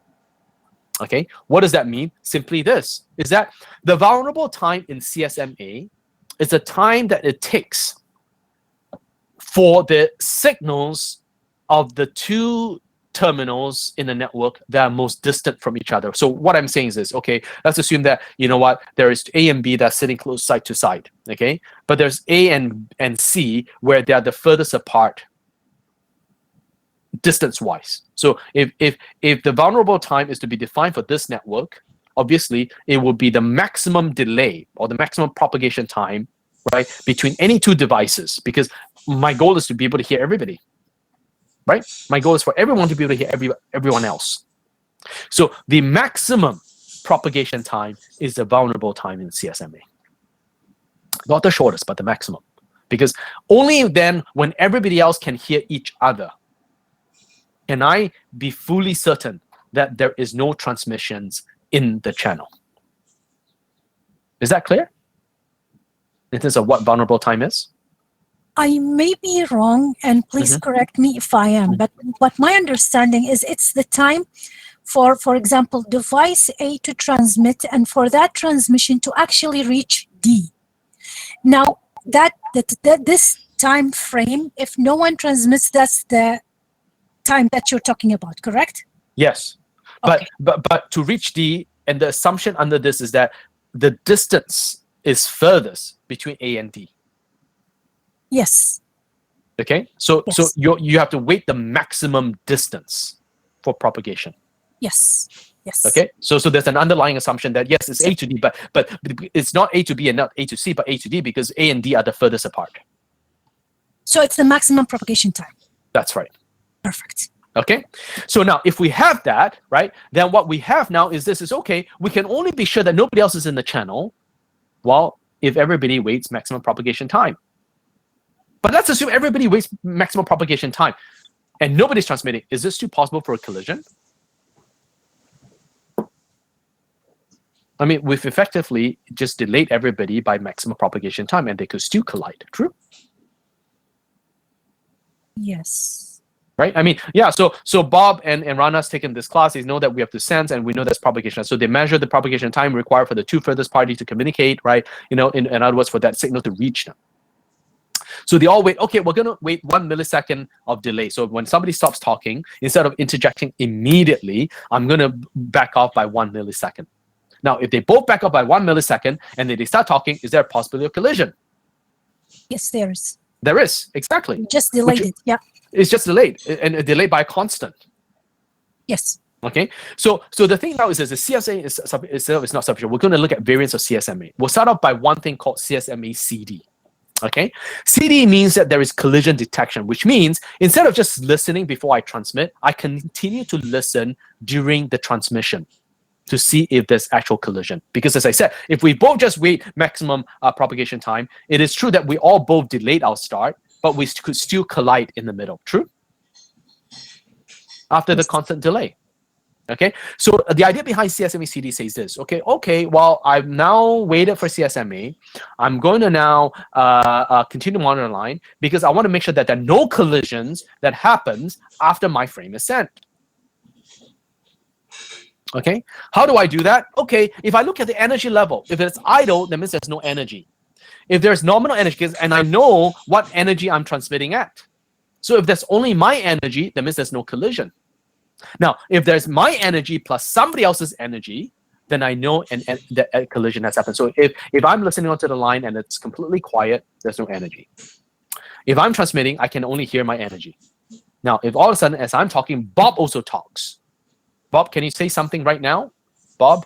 Yeah, Bob? I'm eating something. You guys will hear more than just my energy, but you also hear Bob's energy, and therefore there's a collision. But that hasn't solved anything. All it does is says, I've detected the collision. And what's great about detecting a collision? Anyone? Someone can stop so the other one Exactly. can continue and then try again? Yes, you could do that, but in data communications, the moment there's a collision, right, there's errors introduced to both transmissions. True? Yes. I mean, when I'm talking and Bob talk at the same time, both of us are corrupted. True. Okay, but you're right though. We can stop transmission. Why? Because if you look at this diagram here, okay, let's assume A transmitted, okay, at T1, right? So if you look at T1, A transmitted because nobody else is transmitting, okay? At some point when C transmits, nobody else is transmitting, and it waits for maximum propagation, and then it starts transmission. But there's going to be a collision, okay? Now, when T1's and AOA's energy gets to C, that's at time T3, right? Because this line will go linear all the way here. C can stop transmission. Why is that beneficial? It's very simple. It is beneficial because there's no point for C to continue transmission if its bits are already corrupted. True? Why continue transmitting all of the data when you already have sensed a collision? Same for A, right? When A senses C's energy at time equals to T4, A should stop its transmission. Why continue down a 8 terabyte transmission when you already know that there were errors introduced into your transmission? So you can do simply early termination. There's no point continuing on a transmission if the bits within that transmissions are already corrupted. Is that clear? Yes. Okay, so there's a benefit to that. But does that solve the problem of having multiple users to successfully transmit within a channel?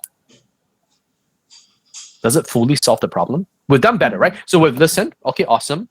Now we continue to monitor the energy, and we say, okay, let's try to detect a collision. Okay, fine. Okay, there's collision. I stop transmission. What have I done? Have I solved the problem of multiple access? Still one single device is accessing the resource or the and I'm not successful. True? Yes. Because I've just detected collision, and all I've done is I'm eliminating further transmissions so that I'm keeping the channels free, right? Preemptively. Yeah, exactly. For somebody else. Exactly. Yeah. So that also doesn't really work very well. Okay. So what really we're driving for is something known as CSMA CA.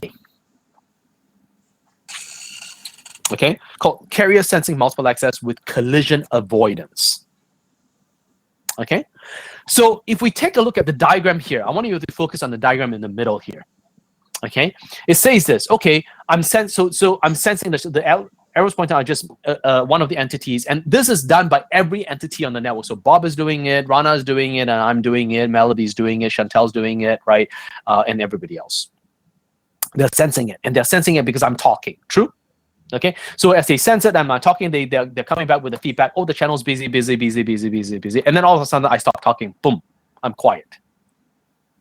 We now know already they're not going to transmit right away because they have to wait for what we call an IFS time. This IFS time is nothing, right, but your maximum propagation wait. Because you want to make sure that, yes, the moment I stop talking, nobody else has already started a conversation that I cannot hear. True? Now, I said, if everybody just waits for IFS time here, right? So IFS time expires, and then I go into the start of this line here. Now, if everybody now, right, both Rana and Bob wants to talk, well, then they'll collide. It's just that they're delayed by IFS. Does everybody see that? Yes. So in collision avoidance, the one other mechanism that is built into it is that there is a contention window that is it's what we call a binary exponential backoff. Okay, what does it mean? Okay, let's assume at the start, right, they wait for nobody IFS time, which means nobody has started transmission that I cannot hear. By the time I heard everybody's energy and there's still nobody transmitting, then I'm going to start talking. But instead of starting talking at the same time, I'm going to randomize my start of transmission by a random value. So Rana is going to say, okay, I'm going to randomize my time slot, right, from a value between 1 and 8.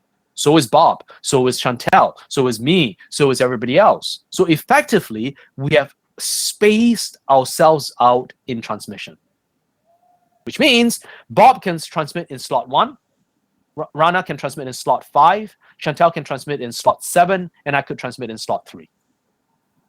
So as I said, it's not collision avoidance guaranteed, but it's just a mechanism to avoid collisions.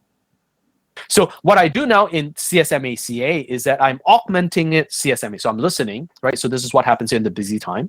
The moment I'm done here, I go and I wait for maximum propagation time because I don't want to make sure that the energy that somebody else has transmitted, I can actually hear.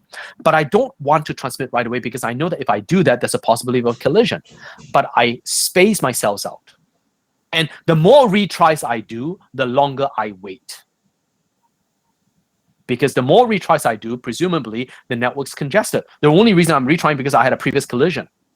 So if I continue to retry quickly, it actually adds to the amount of collision in the network. But the longer I'll wait, that's why it's called binary exponential, which means that I'm waiting longer and longer and longer. So let's, for example, right, if I talk and Bob talks at the same time, boom, we collided. Instead of rushing into transmit again, I'm going to say, you know what, I'm going to wait a little longer now. Because in case, right, Bob is transmitting, and so we continue to extend our sort of wait times. Okay, but all that is not a guarantee until there is an acknowledgement coming back from the receiver.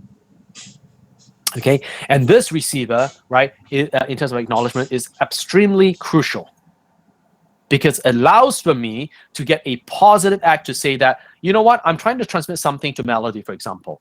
Okay, and in all the mechanisms that I do, right, CSMA with CA and so on and so forth, right, the only time that I know that there is a guaranteed delivery of the message is when Melody comes back and types yes on the public chat at this moment in time. Melody, did you receive my lecture? Exactly. And then I know that she received my information without errors. And that's what the play of the acknowledgement comes into play. Okay, this is what Wi-Fi does actually. Okay, so if you're wondering why we're looking at this, right? Because Wi-Fi has channels. If you go into a lecture hall, in fact, there are only 2 access points within the lecture. And yes, they could have multiple channels. Yes, they could have multiple frequencies and so on. But at some point in time, there'll be multiple users, right? Let's assume it's a class of 150 students. And there are only 2 access points with 10 channels each. I'm still in a situation where I'm actually trying to fight for resources, which means there are multiple users on the same channel, and I still have to do what is known as CSMA-CA to try preemptively, right, in an active way, to try to space our transmissions out just by doing CSMA, waiting for maximum propagation time. And the key thing here with collision avoidance is to do a binary backoff, right, by spacing yourselves out more and more in the event of a collision.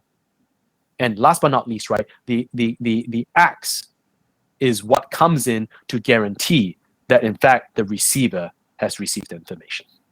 Okay, and usually in a lecture hall, right, it becomes because some of you will actually nod in a lecture, right, and say, yep, I got that, and so on and so forth.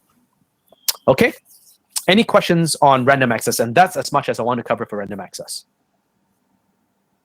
Right, and it's very human-like in terms of the process. right? And every device on the network actually runs CSMA-CA.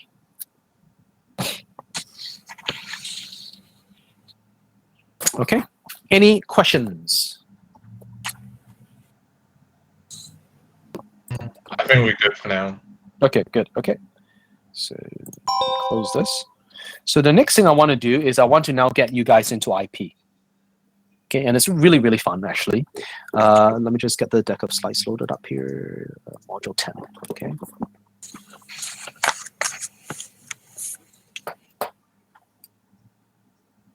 What is IP? Does anybody know what IP is? Internet something protocol. Well, it is Internet Protocol. Yeah. Okay, so what is that? Why do we have IP addresses?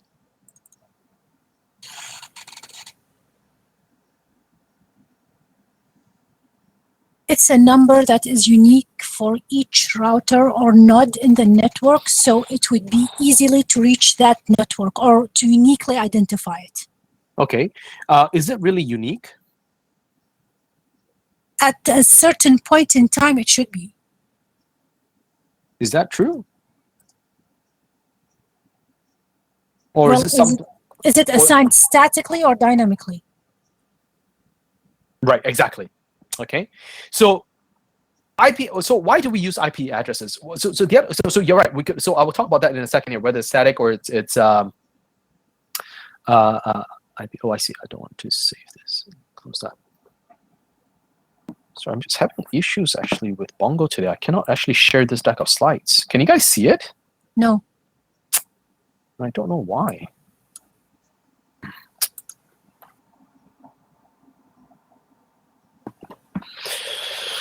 Bob, what are you doing to our networks? Bob, what are you doing? Are you trying to sniff everything and slowing everybody down so that the lecture cannot proceed? Yeah, he probably are. Right, Bob? He's It's all quiet, your right? fault. It's all That's your right. fault. Because he's quiet, then it's his fault. Yeah, exactly. I think he's guilty actually. So he's being quiet. Actually, speechless, my right? network is also lagging. Your network is also lagging? Yeah. Okay. I don't know why actually. Okay. It has almost 1,000 millisecond pings at one point. Hmm. Which is weird. Okay, can you guys see it now? Because I see it on my screen now. So it did load up on my screen. You should be able to see Yeah, it it's loaded. Yeah, it's loaded. Okay, good. Okay, so let's continue, okay? So I want to move into IP. So for those of you that are going on into options like client server, IS, right? This obviously, right, will, and then the cloud option, right? This will be like your bread and butter, right? Because you're dealing with IPs and you're dealing with ports and so on and so forth, right? In your day-to-day life, right, you're dealing with IP addresses, okay? We have another address that we've seen, and it's called MAC IDs, right? Well, what is that? Does anybody know what MAC IDs are? And the differences between MAC IDs versus IP? Rana sort of talked to it. There's static IPs, there is permanent, there's dynamic IPs, right? And so on and so forth. What is IP addresses? And how is that different from MAC IDs?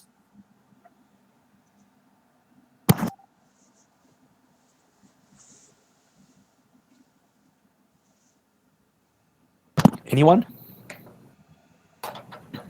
I remember MAC IDs I can't remember the exact definition of MAC ID, but like IP address is like one label you assign to each devices so that you can be identified on the network. Right, exactly. Okay. So Shankai wrote there, right, is that the keyword there is that is unique. MAC IDs are actually unique to every network adapter, which means no other network adapters in the world, right, actually has the same MAC ID, obviously, unless if you spoof it, right? But forget about that, right? But no other network adapter in the world should have the same MAC ID as yours. What I had, obviously, when Rana was defining is that she talked about static and dynamic. But my issue with it is that IP addresses may not be unique. Okay, in a sense that it is possible that one device getting onto the BCIT network is assigned a particular IP. When the person leaves, that IP is reclaimed and reassigned to somebody else. which is why we need to have an ARP table, because we're constantly trying to map these IP addresses to the unique MAC IDs. And ARP poisoning, right, is obviously, right, an exploit of that. Okay, because for the communication to happen, you need both the IP and the MAC, because you're going from layer 5, 3, 2, 1, right, which means that data has to go to the port, data has to go to the right IP, and then obviously, right, to actually get to the network adapter, you need your MAC IDs. Okay, so let's take a look at IP as in layer 3, right? Does anybody remember what IP does, which is a network layer? So this is Bob, this is Alice, right? And they're trying to communicate. Okay, what is the network layer responsible for? Why do we have IP addresses? What do we use it for? And how and why is it the IP addresses that allow us to accomplish that? Those are the questions that we're trying to answer, right? In the next hour and 15 minutes and so on and so forth. Okay, what do we have? Simply, right, network IP does what's called packetizing. It's the same as framing. The first thing you need to do is, as part of the encapsulation, is you need to add a header. And in the header in itself, obviously, is going to contain minimally the IP addresses of the from and the source and the destination. Okay, but let me give you another scenario. Is it possible that when Bob tries to communicate with Rana, and let's assume Bob is trying to send an email, right, or a message to Rana, and it's going to send to a server that Rana actually runs, okay? But Rana doesn't want to receive anything from Bob, okay? I mean, that's well established in this class, okay? So the moment Bob sends a message, right, with obviously in the message, there'll be some IP addresses of Rana's message server or whatever it is, right? Rana shuts down that host permanently, which means that she not only turns it off, she unplugs it, and that machine will never ever show up again on the networks. What do you think happens to Bob's message or IP packet carrying the message? What do you think happens? Like if Rana blocked me? No, Rana effectively shuts down the destination. Meaning that you're going, as you sent a message. She didn't block you. Block you is the logical block, right, of a particular user. Effectively, at the IP layer where you have a source to destination, but before your message gets to her, right, that packet, she turns off the machine, right, and never ever starts it up ever again. It's a permanent shutdown. What happens to your message or your packet? What do you think? It would just get lost. No, it won't get lost. Why would it get lost? It's always searching to get to the destination, true? Right. Is it going to go to whomever is going to get that IP address? No, but the IP address has gone down. Yes, but you said someone else can take this IP address. No, let's assume that it's a static IP, which is in this case, right? This is yours and yours only, right? Okay. And you own that IP, and you shut down the service. What happens to the packet? Like got returned, I assume. At some point, you will get a message undelivered, right? Possibly, which is true. You said you said that. Right. So Shankai says it goes round and round indefinitely. I mean, but the thing is this, right? Which is possible, right? What Shankai said is highly possible. The question though is this: is that how much of this scenario do you think has happened in the last 30 years of networking? I mean, switches goes down, servers goes down, right? This goes down, that goes down. I mean, do we have a lot of packets zombieing around in the networks? Well, no, it would make no sense because that's an unnecessary use of network. Exactly. It will make the networks very inefficient, right? So it is possible, yes, sort of what Shankai says, right? Well, this packets just zombies around the network forever trying to find its destination. I mean, poor packets, right? But there could be a billion of these, a zillion of these, right? Because the networks have been running for the last, 20, 30 years. Okay? So part of packetizing, and we'll see today in the IP header, in fact, there's a field in there. It's called time to live. In fact, a packet doesn't stay on the network forever. A packet only stays for in a network for an expected number of hops it requires to get to the destination. So if you ever do things like trace routes, right, you'll see that, okay, for me to trace route to BCIT, that's probably like 6 hops or 7 hops. But for me to trace route to some other web servers that are located on another continent, that could be like 15 hops. Okay, so every packet can at most stay on the networks for up to 256 hops because it's an 8-bit value. Each time it goes through a router, it decrements its value by 1. And then by the time it decrements to 0, the router eliminates the packet, which means you're undelivered and you get a return message. Okay, but we'll go more into that later today. Okay, but the idea is this, right? The network has to provide something called packetizing, which is obviously just like framing. That's on a header, and the header will contain minimally the IP addresses. Okay, it also has to perform something called routing, right? Because you guys own routers, true? What does a router do? Someone, please? It directs the message or the packet from one Right. network to another until it reaches a destination, hopefully by Awesome. this point. Very good definition of that, right? One hop at a time, right? Your packets are routed, right, to your destination. And each time, right, the idea is that it's getting closer and closer to your destination. That's very important, right? It's getting closer and closer to destination. So for example, I'd like to take a look at and make an analogy of these routes in the airline system. See, today I want to fly to Toronto. Okay, I could take a direct flight, true? If there is one, yeah. If there's one, right? Between Vancouver and Toronto, there's one. Let's assume, right, there are alternate flights, because I could also transit in perhaps Calgary. I could transit in Saskatchewan. I could transit in somewhere in between Montreal, me and Toronto. yep. Montreal, potentially, okay, because that's also a major hub. But I could also fly the other direction. I could transit in Hawaii, true?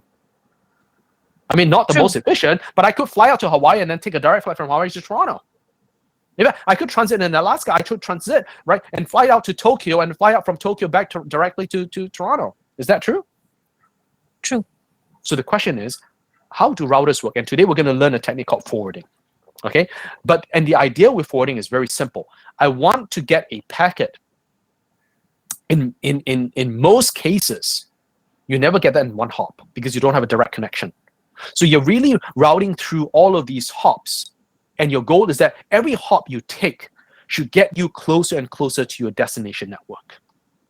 Okay, we call that IP. Well, not IP forwarding. We call that forwarding. Okay, that's the one thing that we'll spend some time today looking at, sort of how we achieve that. Okay, so to sort of start, right, forwarding within all of these networks, right, and routers are nothing but just lookup tables. Essentially, right, when we go onto a particular table, it will tell you, okay, if you go out on this particular interface, so a router really just has multiple connections to it. And these connections connects them to different other networks. A router only really knows its neighbors. It doesn't know the network, right? It's impossible. Can you imagine a router knowing all other routers in the world? Is that possible? No. Impossible. It's inefficient. No, Yeah. no, well, it's impossible. You do not know. In fact, the network topology changes dynamically by the minute. Routers go down, networks go down, switches go down, and so on and so forth. So in fact, the routers only know their neighbors. They only know who they're connected to. And they know the networks that who they're connected to can bleed them onto. And that's how routing happens. Okay, we'll look at this forwarding table today, right? And we'll see how we actually use it.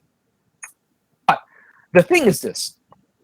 In a datagram approach, there is no fixed path, right? We really established this, right? It's a connectionless service that doesn't know what's before and what's after. Every packet doesn't care what's before it and what's after it. Every packet is routed independent, which is why we get out of the order delivery, okay? If we recall, right, this diagram that we showed earlier, well, simply says this: depending on the path you are assigned to, and there are a multitude of reasons why, packet 1 is going down R1, R4, and R5, and packet 2 is going R2, R1, R2, and R5. Perhaps, remember, all of these packets are arriving at R1 at different time points.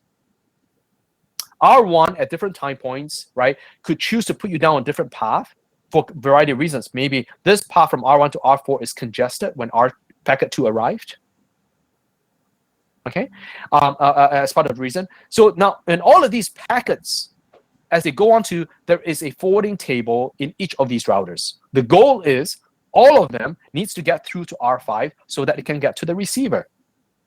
Excuse me, Chien, just, are you changing the screen or the slides or anything at all? Or is I am. I'm on 18.7. Oh, okay. Does everybody see me on 18.7? I'm not. I don't know about the rest. I am on there. I'm looking at 18.7. So I don't know what's wrong with the network today.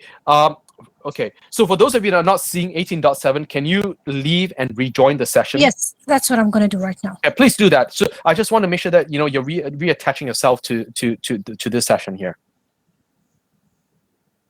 I'll just wait for a few seconds here. Edward, did I give you Did I? Yeah, figure 18.3 on page 18.7. Exactly, that's where I am right now. Anyway, did I give you enough background on man-in-the-middle attack? Because I believe you were asking today. Okay, yeah, that's good. Okay, so good. Again, if you have any additional questions, please send me an email, right? And I'll address that, individually. But I'll just wait for a few seconds. Again, as I said, try this out, play with it, right? But be ethical, right? When you do this at home, okay? Don't do something that is out of bounds, okay, Edward? Right? And the family members that you have perhaps right at home that are also using the network. What if you accidentally did that to your Wow. to your So will you get arrested? No. Because you're not doing. Want to get a knock on the door by this point. Maybe. Okay. So do be aware of the relationships you have, right? Whoever you're trying to, sniff, right? Sometimes people are more forgiving and some people are less forgiving. Okay. Are we all back yet? I want to make sure we're all back. And so I can continue with the deck of slides.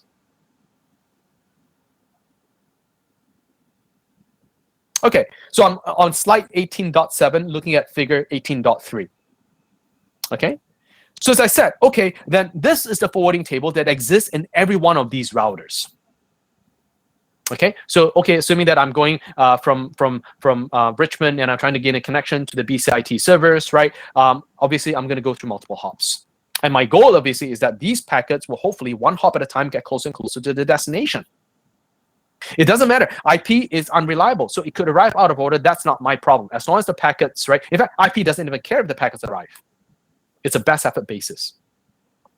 It's up to TCP on layer 4 to deal with all of these out order, non-arrivals, and all that stuff. But that's not the focus of our lecture today. Okay.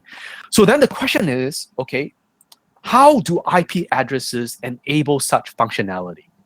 Is really the big question. What's so special about IP addresses that allows me to know which network I'm actually trying to get to? Anybody? Anybody's been exposed to IP addresses? And we're going to look at IPv4 today, okay? If time permits, right, we might get an exposure to IPv6, which essentially is exactly the same structure, just that it's 128 bits in length, right, instead of just 32. Has anybody been exposed to IPv4 addresses? Has anybody seen IP addresses? In my attempts of the man-in-the-middle hacking, yep, you see actually some of them would say IPv4, some of the addresses would say IPv5. Right. Good.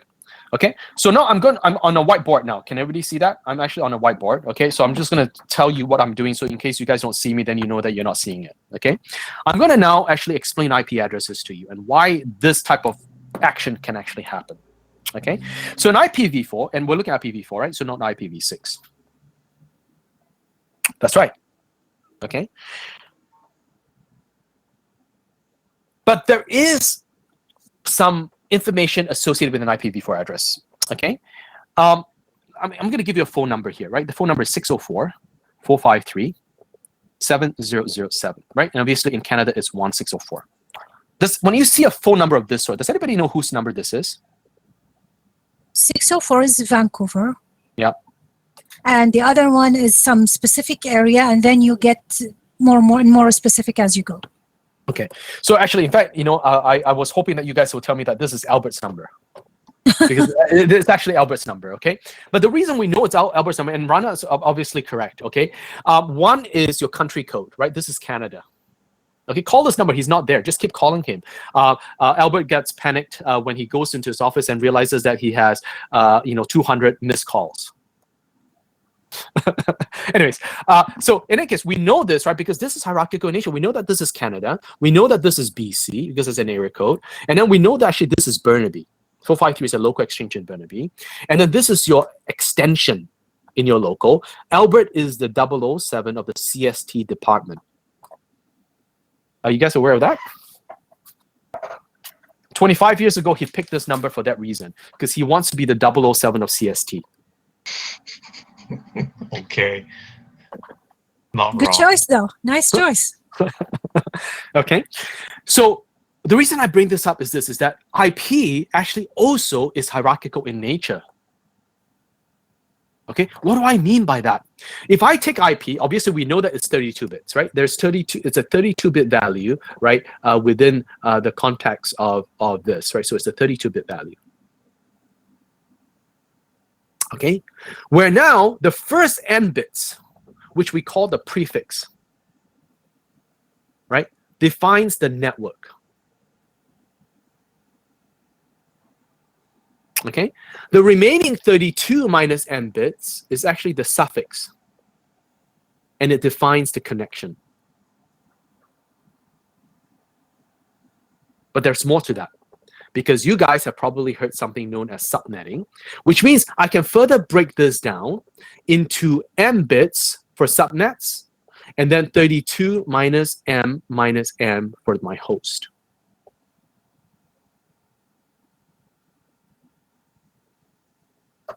Okay, so can you repeat the last part, please? The Yeah. subnet part. Yeah, okay. So remember, there's 32 bits. The first n bits is the prefix, is the network portion of the address. That you cannot change. That's given to you. Okay, so out of 32 bits, I have 32 minus n, right? Because I've given n bits away to my prefix. I call it the suffix. It is also known as the connection. But as a system admin, you can actually take a pool of addresses and break it out into different subnets by saying, okay, let's assume that BCIT has prefix value of 16. So that means I have 16 for my suffix. I want to, instead of allocating 2 to the 16 minus 1 number of addresses randomly, I'm going to break down the network resources into the different schools at BCIT, like School of Energy, School of Computing, School of Carpentry, School of Nursing, and so on and so forth. Because by doing that, right, it allows me to partition the network based on the different resources. For example, School of Computing just bought a 3D printer. I don't want, the School of Nursing to have access to it, right? I could put it on my subnet, right, and not make it usable or visible from anybody from other schools. So that is called subnetting, which is obviously partitioning a network. And we allocate m bits to it. Which means, let's assume that I want to have a total of 8 subnets. Then I need to allocate m equals to 3, right? Because I need 3 bits to be able to count from 0 to 7. Is that understood? Then within each subnet, there is going to be now remaining just 32 minus m minus n number of hosts. Because that's the only bits. I already have m bits here, sorry, n bits here, m bits here. So whatever I have in terms of my host is 32 minus m minus n.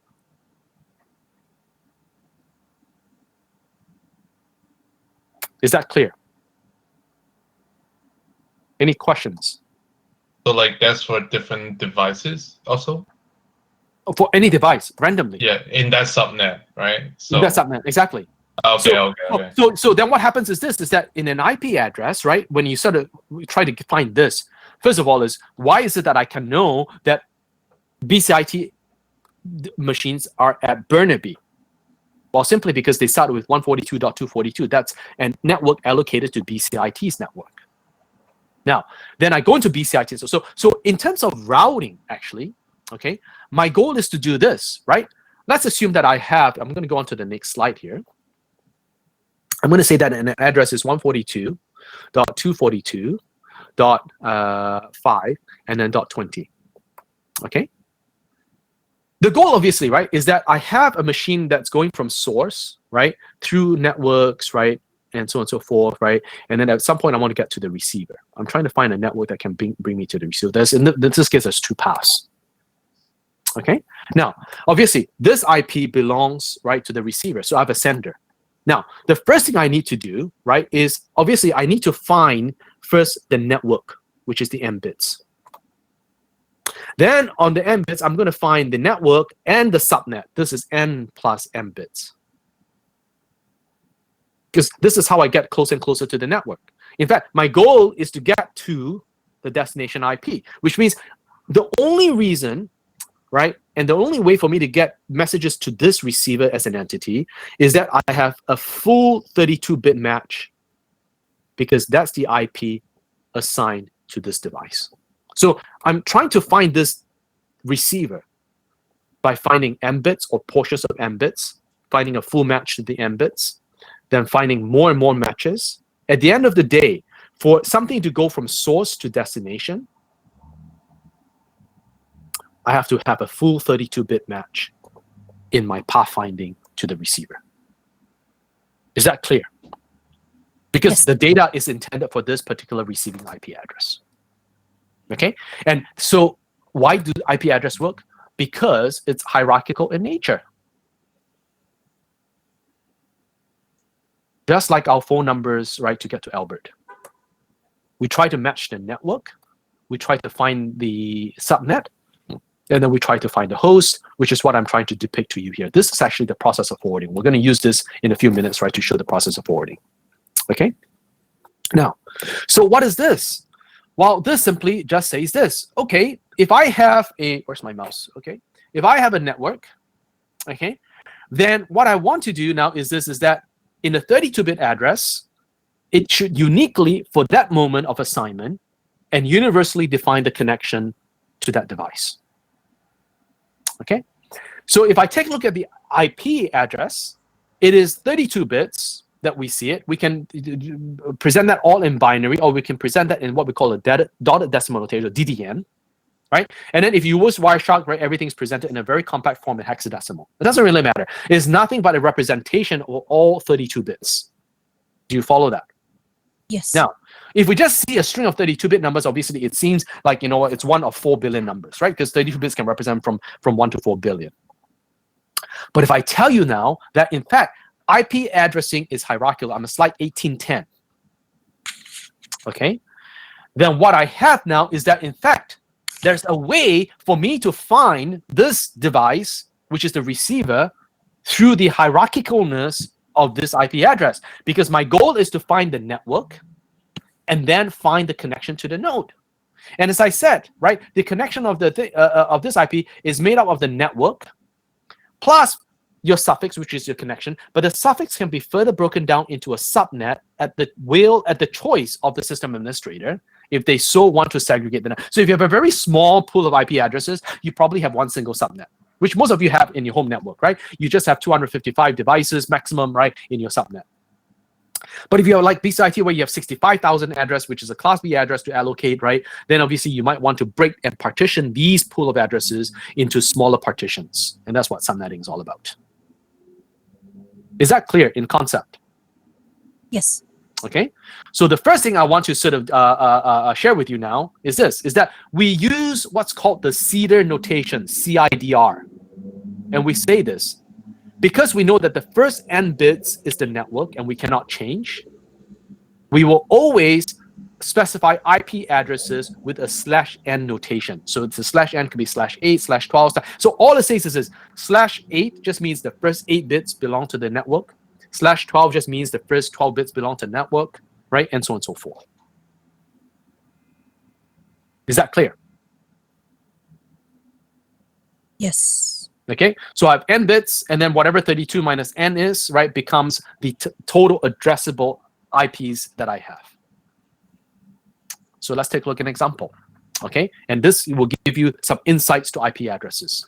Supposedly, right, I have an IP address, right, and it's 167.199.170.82. I'm on slide 1813. And I tell you that the network portion of this address is the first 27 bits. So the question is, how many addresses can there be in the network? What do you think?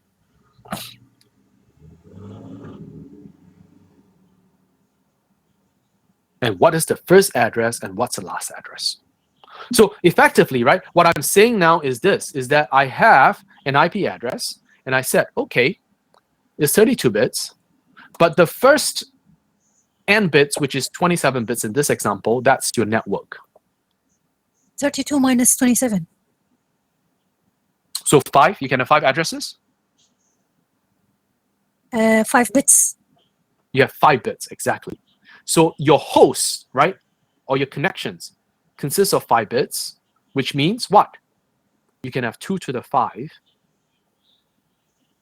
number of connections. True? Yes. Do you follow that?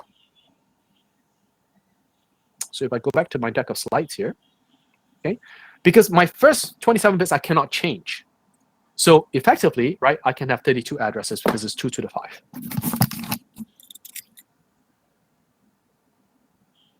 Now comes the more interesting problem now is, what is the first IP and what's the last IP in this range?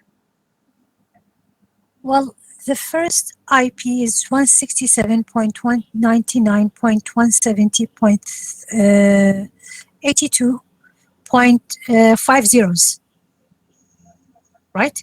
No. Not quite. Your concept is close, but not quite. Because you cannot have 0.82 and 5 zeros, right? What do you mean by that? Remember, 0.0, sorry, 0.0. no. It's not 0.0. Well, I have Right. five bits to represent those addresses. So now I have the range from the minimum number I can represent in those 5 bits to the maximum of those 5 bits, right? Right, but the 5 bits of the last octet. True? Right? This is 167 dot, I need to get the values. 199, 170. 170, Dot and then dot 82. 82. Yeah. Okay. So let me just get a clean slide here. Okay. So can somebody read 167, 99, 199, 170, 170, and then 82. 82. Okay. Yeah. I'm saying this, right? This is the block of addresses, and I have a /27, which means the first 27 bits are my network. Those are networks, yeah. So this is 8 bits, this is 8 bits, this is 8 bits. True? Yes. What That's about, 24. but the next 3 bits here is also the network.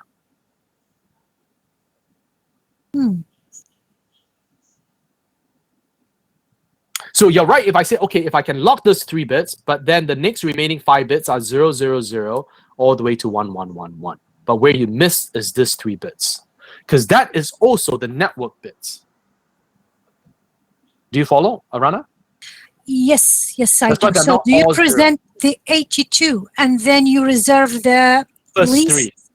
The first 3 should be locked to the whatever the 82 value is, and then Yes. you change the last 5 bits, which is what we, and as I'll show you. Okay, so you're absolutely right. Everybody follows this 32, but for me to figure out the starting address, right? 82 is made up of Okay, so 64 plus 16, right? Plus 2. yes. Okay, so the first 3 bits still belongs to the network portion. I cannot change that. So those are locked.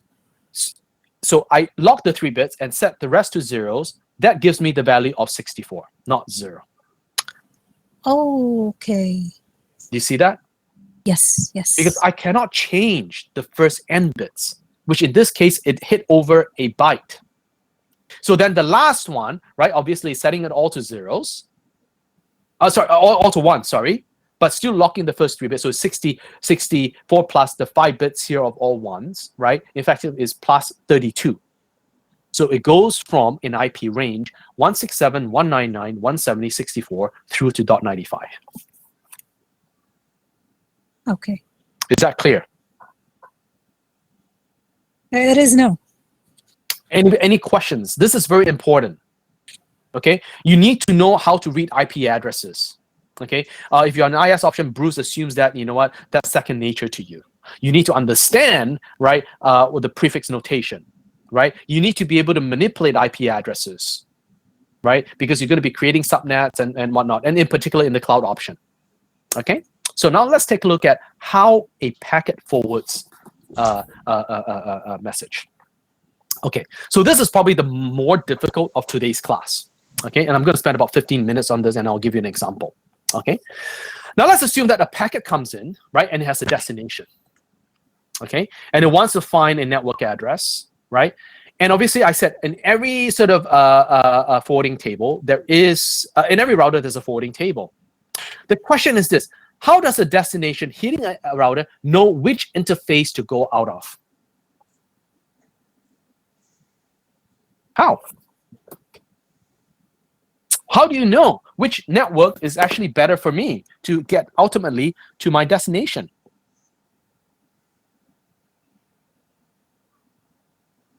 Does it interpret part of the ID and the IP, sorry, address, and depending on that, it chooses the interface?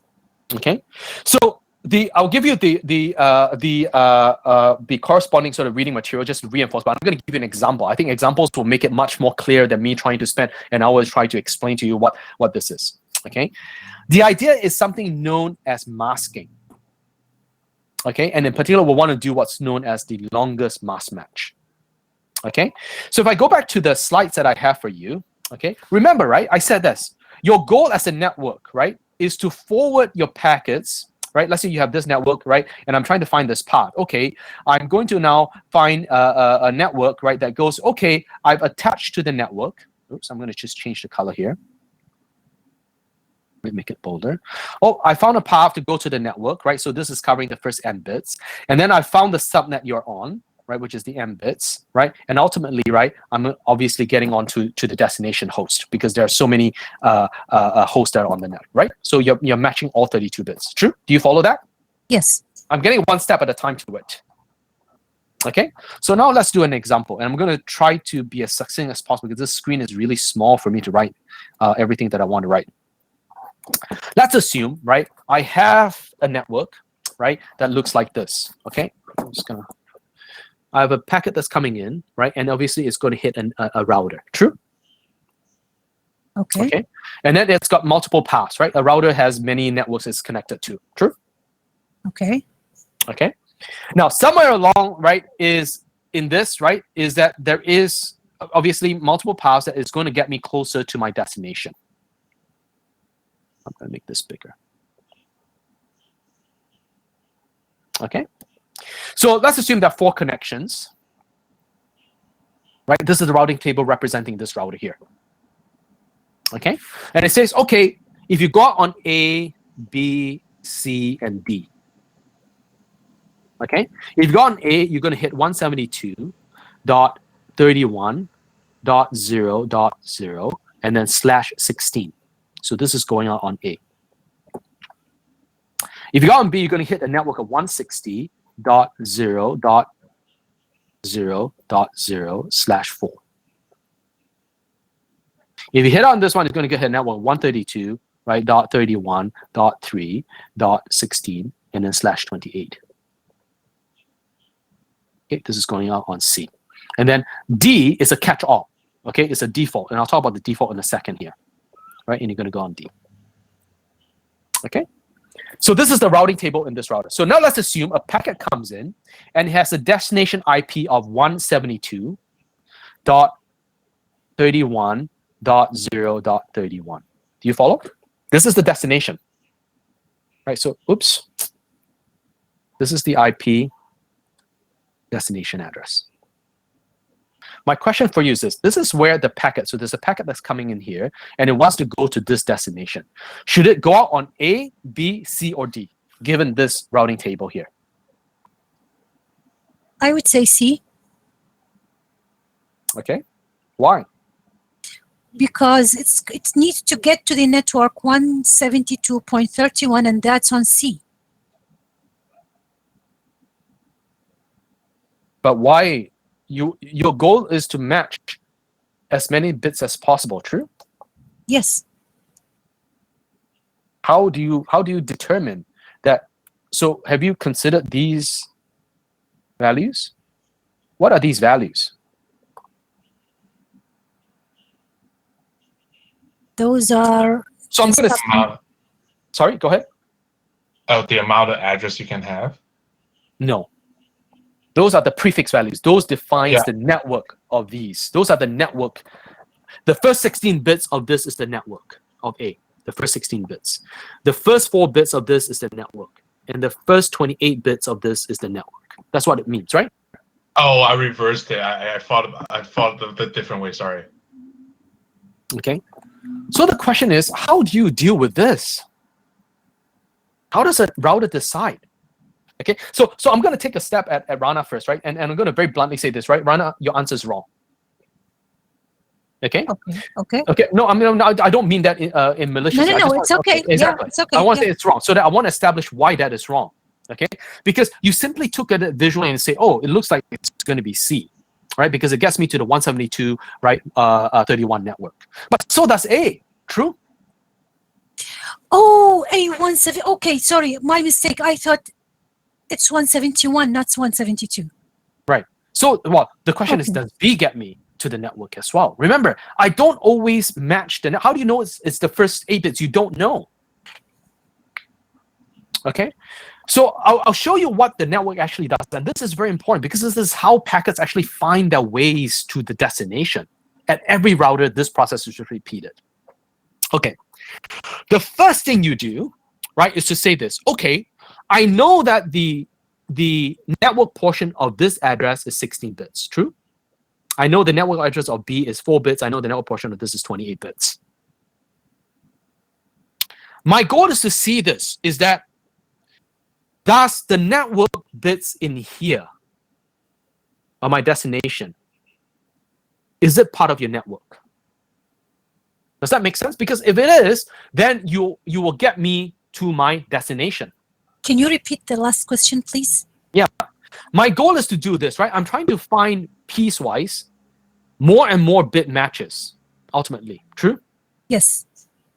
So what I'm trying to figure out is this, is that does my destination consist of your network? The destination I'm trying to get, right? Is it encompassed with your network? How do I do that? I'm going to show you the example, okay? So because these are on non sort of, I'm going to use binary now. I'm going to re-represent all of these values in binary, okay? So I'm going to represent 172, 31, 0, and 31 in binary, okay? So I'm going to say, okay, 172 is 10, 10, 1100, right? 31 is 0, 0, 0, and then all ones, right?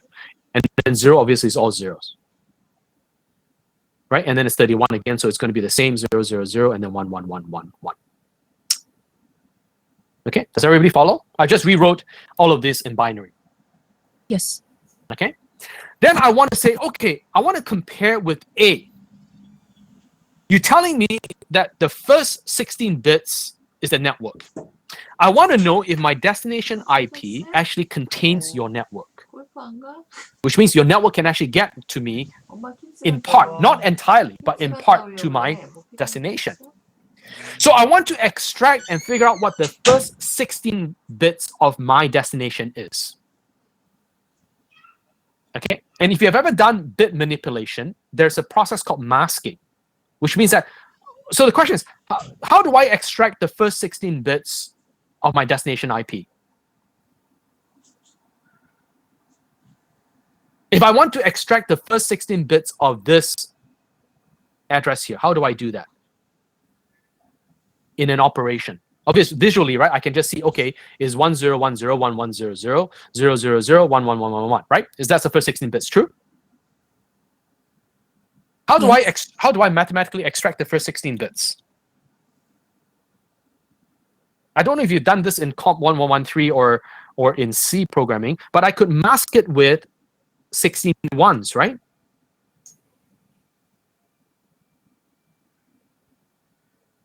And then everything else I can set to 0.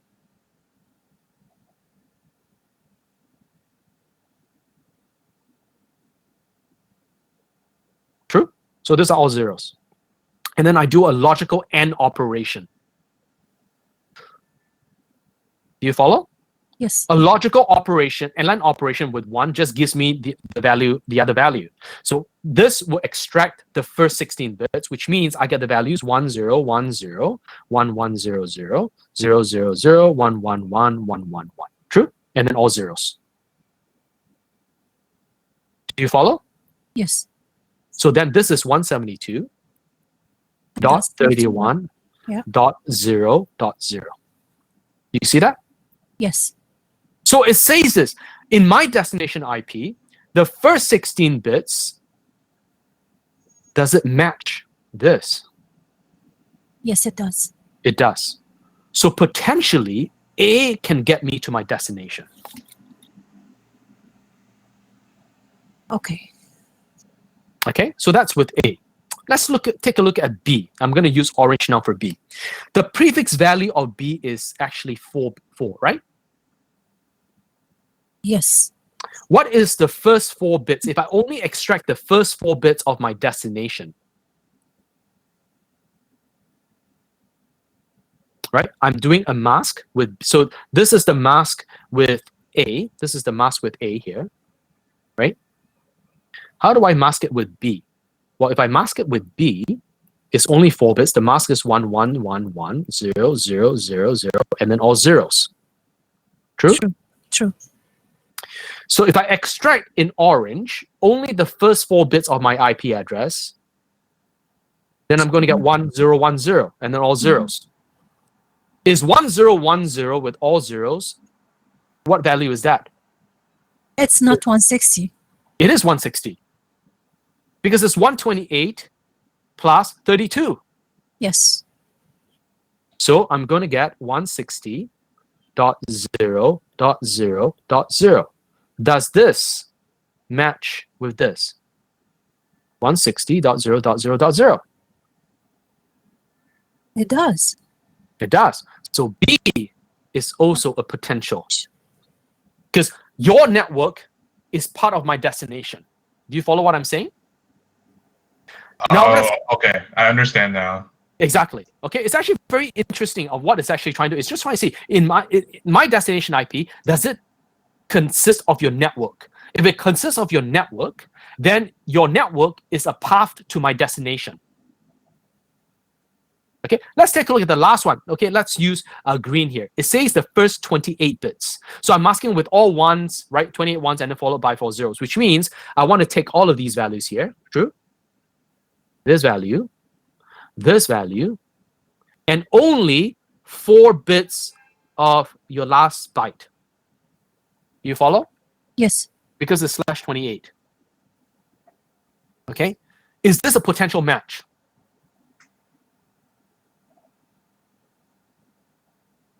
Because the resulting value is going to be 172.31.3, right?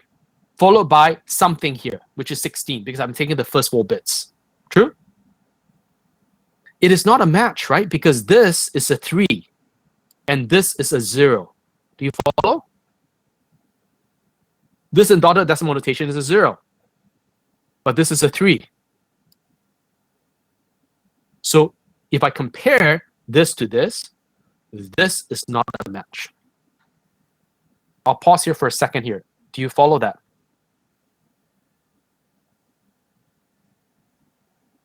Yes. It's going to take some time to process and practice. Yes. So this is a 0. Do you see that this is a 0 value? Yes. Yes. And this is a 3. Yes. So it's not a match. Okay? For your purpose, D is always going to match. D just says this, because the routing table doesn't consist of all the networks possible. If none of these matches, then you'll go down D, and then it will try to find a path for you. So D will always be a match. Okay? So now the question is this, is now, you have 2 rows that matches. True? So we only use D if no match was found. So other Yes. than D, if I have a match, I don't count D in. Exactly. Okay. Okay? So if this 2 matches now, A and B matches, true?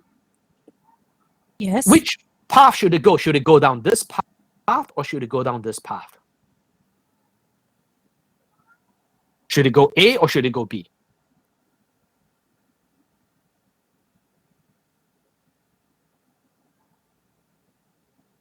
A. Why, Yongju? Why? Why A? Exactly. Remember, right? A provided more matches. My ultimate goal, right, is to find a 32-bit match. A matched, in this example, 16 bits. B matched only 4 bits, which means I'm further closer to matching 32 bits if I go down path A. Does everybody see that? Yes. I get more matches with going down A. So I'm 16 bits into my matching of 32 bits. Is better than only matching 4 bits. So now, what it means from an IP address, from a hierarchical nature point of view, is that if you look at phone number, right? Am I closer to reaching Albert if I match only the country code, or if I match both the country, the area, and the local exchange?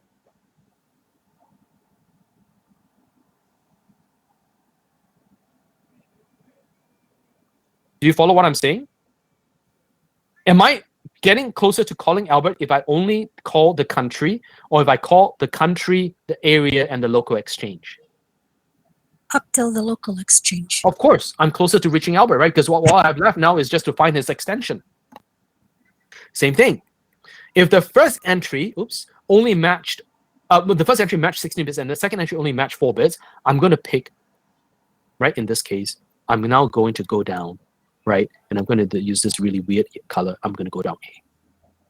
So in this routing example, right, I'm going to go through A. So this is the path I'll take.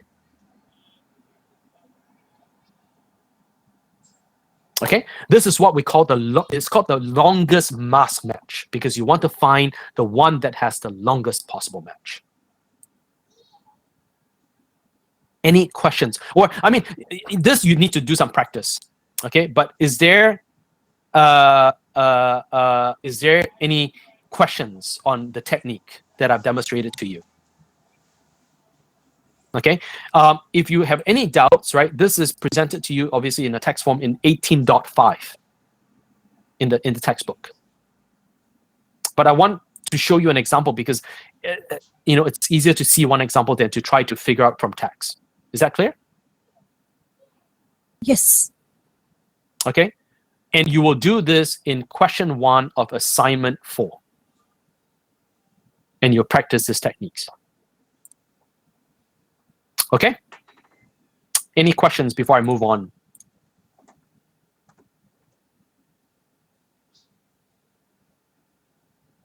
So that's the first use case of IP addresses.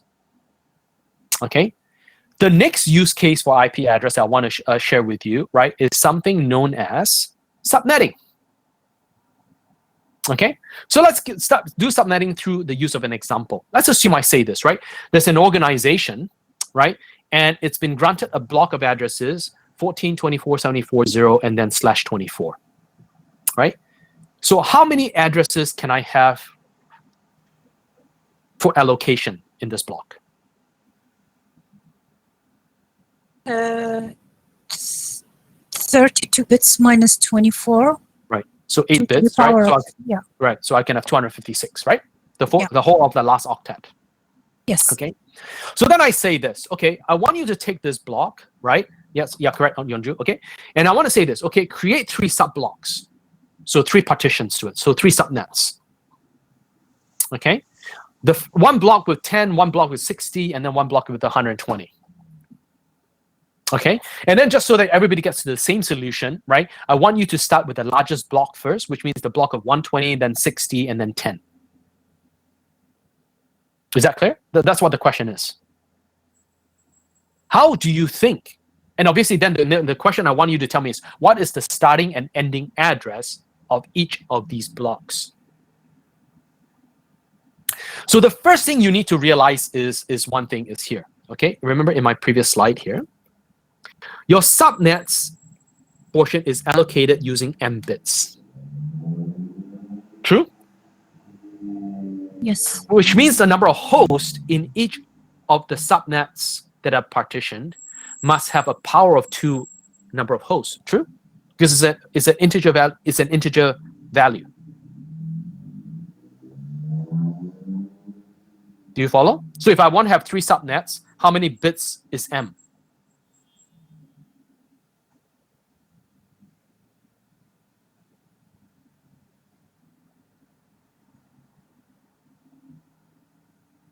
Hello, can you guys hear me? Can anybody hear me at all? Or? Yes, I can hear Oh, you. okay, sorry, okay. I just want to know if you're thinking or you. No, yes, I'm thinking actually. Okay, so if I want to have 3 subnets, right? How many bits should I allocate for m? How many bits are required to count to 3? 2. 2 bits, exactly. That's all there is to it. Okay. Now, if there's 2, right? Which means what? If I go back to this, right? I say, okay, I have addresses for 14.24.74.0. I know I need to create 3 subnets. Then, if I allocate integer bits, which means what? This block will be allocated not 120 addresses, but a power of 2 value, right?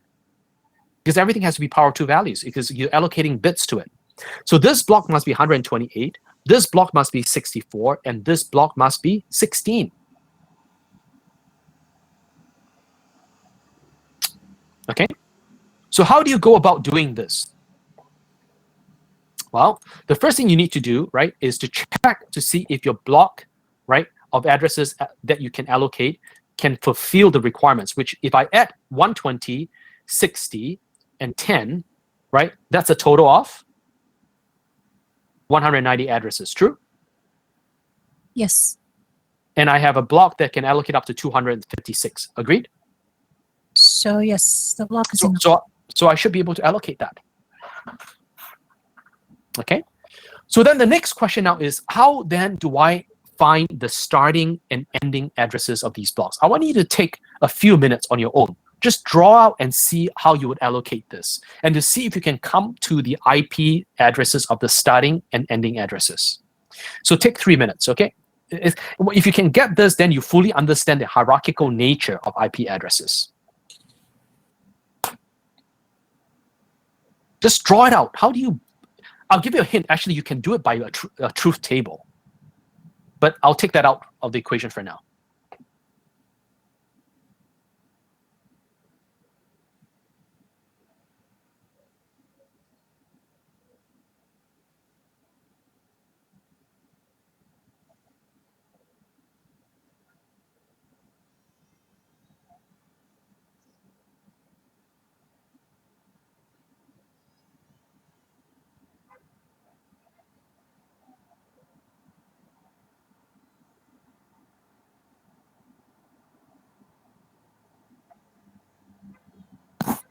And I'm looking for the starting and ending addresses of each of the 3 partitions.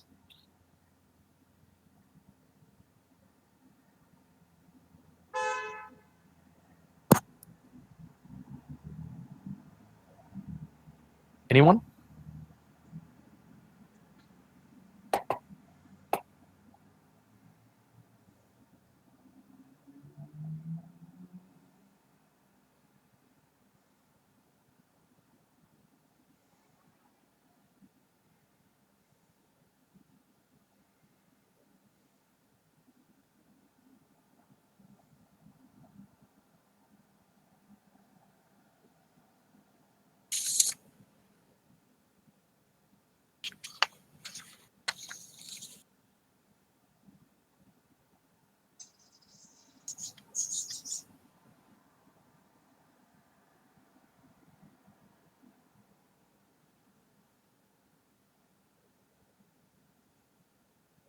Right. Again, no. So understanding IP addresses and partitioning is something that, you know, it sometimes is natural to someone, sometimes it's not. Obviously, if it's not natural to you, then obviously you need to sort of spend more time in understanding the structure. I'm going to go through this with you. Like I'm going to show you how you actually do this, but you should be proficient, right, in the ability to use IP addresses for two use cases here. One is to do forwarding on how to route from source to destination, and the other one is to do partitioning. Jason, are you there? I just sent you a private message. Can you respond to that? Jason Lee? Okay. Okay. Okay, so let me reply that, right?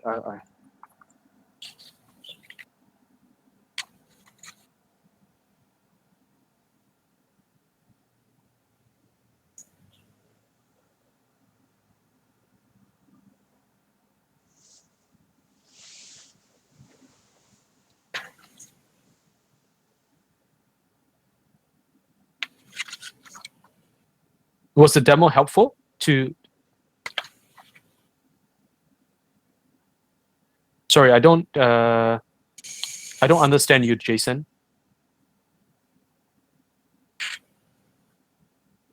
No. Did you send me an email previously?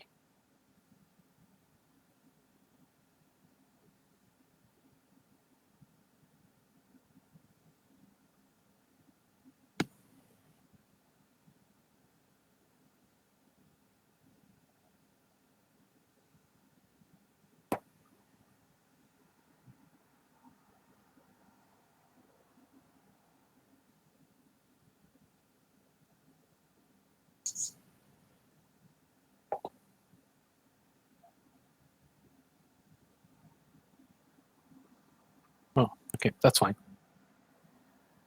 So, did anybody here? I'm not sure if it's from this class or from the afternoon class. Somebody sent me an email about the project, and I'm trying to get a response from the student. If you are the student that sent me an email previously, can you send me a private message to let me know if the demo was helpful?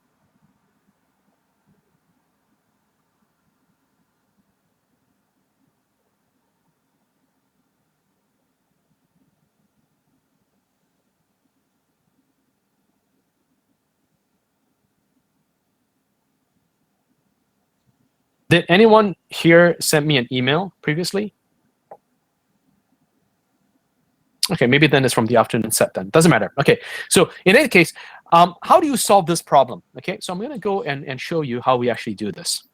Okay, and I said we can take a look at the truth tables, right? Okay, so if we take a look at this, okay, so we have a block of 256 addresses, true? Okay. Okay. Then what do we do? Well, the first thing is that we need to create a block of 128, and then a block of 64, and then a block of 60. True? That was the question. Yes. Yes. Okay, and I said I want the starting and ending addresses of it. Now, in order for me to take 256 and break it and create a block of 128, I essentially have to do what? I have to break it into two. True? Because I can only do binary division, right? I have to take, okay, if I have 256, I want to create a block of 128, I have to split it down two. Is that correct? Yes. 2 blocks of 1. So how many bits do I need to allocate? 1 bit. Does everybody see that? Can you repeat that, please? Right. So if I want to take, so this full value, right, is going to be, let's assume, right, a full range of 0, 0, 0, 0, 0, 0, 0, 0, all the way to 1, 1, 1, 1, 1, 1, 1, 1. True? If I want to have 256 addresses. Yes. Yes. Okay. The moment I break it out into 2, right, does everybody see that this block will always start with a 0 and this block will always start with a 1? Okay. Does that make sense?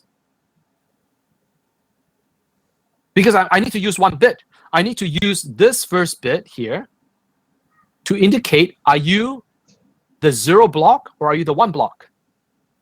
Because I've broken up 256 into 2 blocks.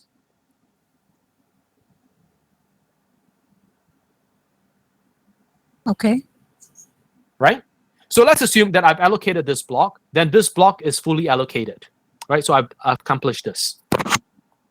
Now, I want to allocate another block of 64. So this block is allocated. I can only deal with the block on the right. True? So I can break this down block into 2 blocks of 64. Does everybody see that? Yes. They both have to start from 1, right? They both have to start from 1. Yes. And this is the 1, 0 block, and this is the 1, 1 block. And this will contain 64. Do you follow?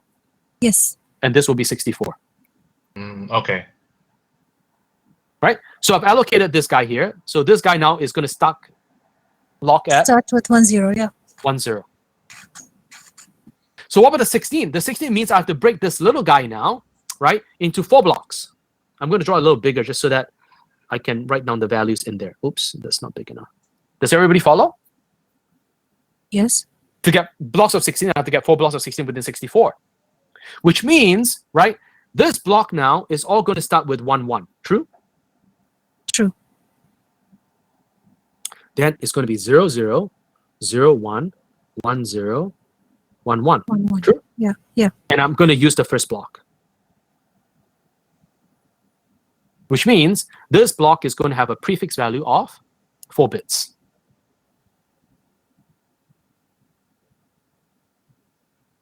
Do you follow? Okay. So what does that mean? Previously, my address was a /24, right? Because I said the first 24 bits you cannot change. To allocate to this block is now going to be a /25. To allocate to this block is going to be a /26. And to allocate to this block is going to be a /28, right? Because plus 24 plus 1, 24 plus 2, and then 24 plus 4.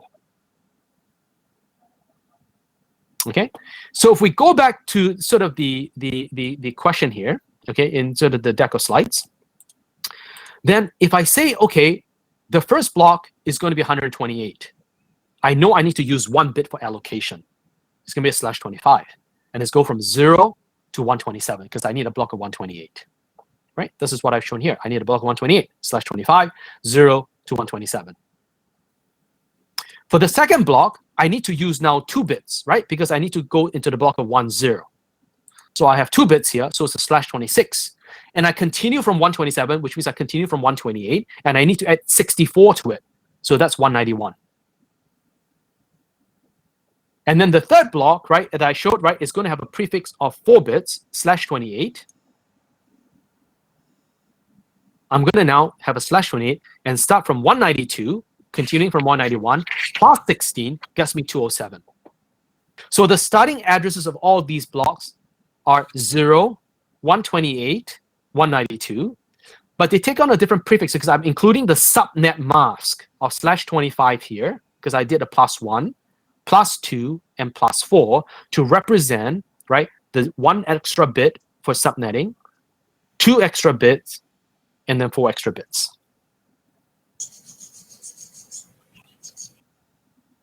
Does everybody follow? Are there questions? We're going to need much more than this.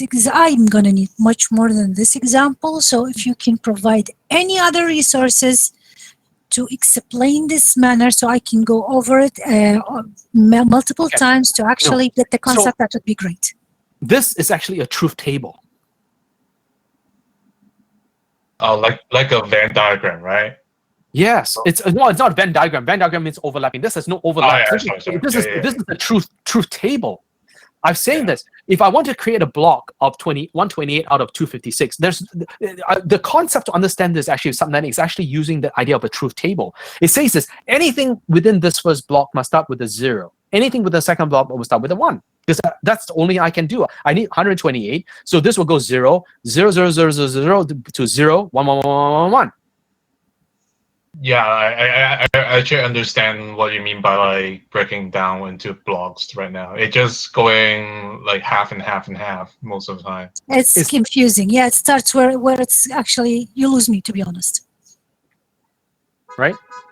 Okay, so I want you to understand. So it's, in my opinion, so you can visualize subnetting from many different ways. So everybody has their own sort of way of trying to understand and visualizing truth subnetting. But the easiest, in my opinion, is because you guys know truth tables. This is really just truth tables. I'll give an example. Okay, maybe this will highlight it. Okay, another example here. So because Chantel is asking for that, let's assume I have 4 hosts I have, okay, 0, 0, 0. So a truth table will be 0, 0, 1, 1, and then 0, 1, 0, 1. True? 2-bit truth table. Okay. Do you guys see that? Yes. Check out. Do you see that? If I want to create 2 partitions and split this into half, how would I do that? Split what into half? This 4 into 2 partitions. So I'll use a big. So I have 0, 0. No, I should do a 0, 0, 1, 1, and then 0, 1, 0, 1. Oh. Sorry. 0, 1, 0, 1. Right? This is a truth table. True? Yes. I want to split this 4 values. This value gives me 0, 1, 2, and 3. True? I wanted to break it to 2 equal partitions. So some starts, half of it starts with 0s, half of it starts Do you see with that? 1. This is how I split it into 2. Yes. Right? In the first partition, does everything start from 0? Yes. Does the second partition, everything starts from 1? Correct. Okay, let's extend this. Okay, let's assume that I have now a 3-bit truth table. 0, 0, 0, 0, 1, 1, 1, 1, 0, 0, 1, 1, 0, 0, 1, 1, 0, 1, 0, 1, 0, 1, 0, 1. True? Yes. Okay. How do I split this into half? Again, half starts with 0, half starts with 1. Does everybody follow? 1 bit is used to split it. And then you get the full range. How do I split the first half into another half? Same thing. Do you see that? The first half will get this, and the second half will get 1s. This is m equals to 1 bit. This is m equals to 2 bits, right? Yes. Do you follow, Chantal? There is a very fixed pattern to partitioning a truth table. In fact, subnetting is actually partitioning a truth table. Exactly. If you get this, then you know exactly what I'm actually doing here. I've broken 256. If I write down all the full range, split it down the middle, the first half will take on a 0 prefix, and the next half will take on a 1 prefix. Do you get that?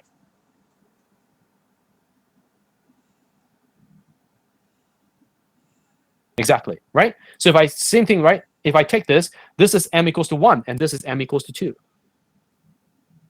M equals to 2 allows me to have 4 partitions. 4 partitions, exactly. Okay? So that's really sort of the subnetting portion that I want to sort of share with you. Okay, and then obviously, right, the next thing that we have to do, right, is now left with just a couple of slides, and I'm going to go maybe 1 or 2 minutes over today because I just want to introduce to you the header of IP. Okay, in IPv4, right, you will most commonly call them datagrams. It's just old English for packets. Okay, the IP header, right, is very interesting. There's only 20 bytes of information that is mandatory. Okay, so this is an IP datagram. It contains some header, and then obviously it carries some payload. The header, as I said, contains fields. Okay, to tell you what is the necessary information to bring this payload from source to destination.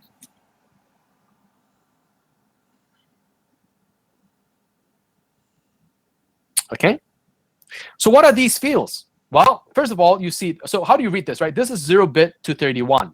So this is 4 bytes, 4 bytes, 4 bytes, 4 bytes, and 4 bytes. So this is 1, 2, 3, 4, 5 rows. 5 times 4 is a total of 20 bytes. Everything in white here is absolutely necessary for the transmission of an IP packet. If you're in the datacom option, you go into the datacom lab, right? You'll see on the wall, in the ceiling, close to the ceiling, IP datagram header. You'll see also the TCP header, and we'll go through that next week. Okay, so you'll see that the prominent things that are in this particular header are the source IP and this destination IP. They're both 32 bits. The question is, what else is necessary for an IP packet to be transmitted? Number one, you need to know what version you're transmitting it at. Are you doing IPv4 or are you doing IPv6? And that's what the version will carry. You need to know the header length, because remember, this header length is variable size. You need to tell it, is it 20 bytes or is it 60 bytes? Or is it somewhere in between? Because it's variable. And why is it variable? Because there are options you can carry, and we don't care about options in our class. All we care about is the 20 bytes of information. So we only care about everything that's actually in white. Then what else do IP needs to do? Well, it needs to know the service type. You can think of service type as something known as QoS. So there's a well-defined range of QoS types between 0, 0, 0, 0, 0, 0, 0, all the way to 1, 1, 1, 1, 1, 1, 1, 1. So if you're best effort traffic, like you're a VoIP call, you're online gaming, right? All of these will be taken care of differently based on the service type as specified in your IP header. And then the payload is also variable length, so you need to declare and define what the total length of the payload is.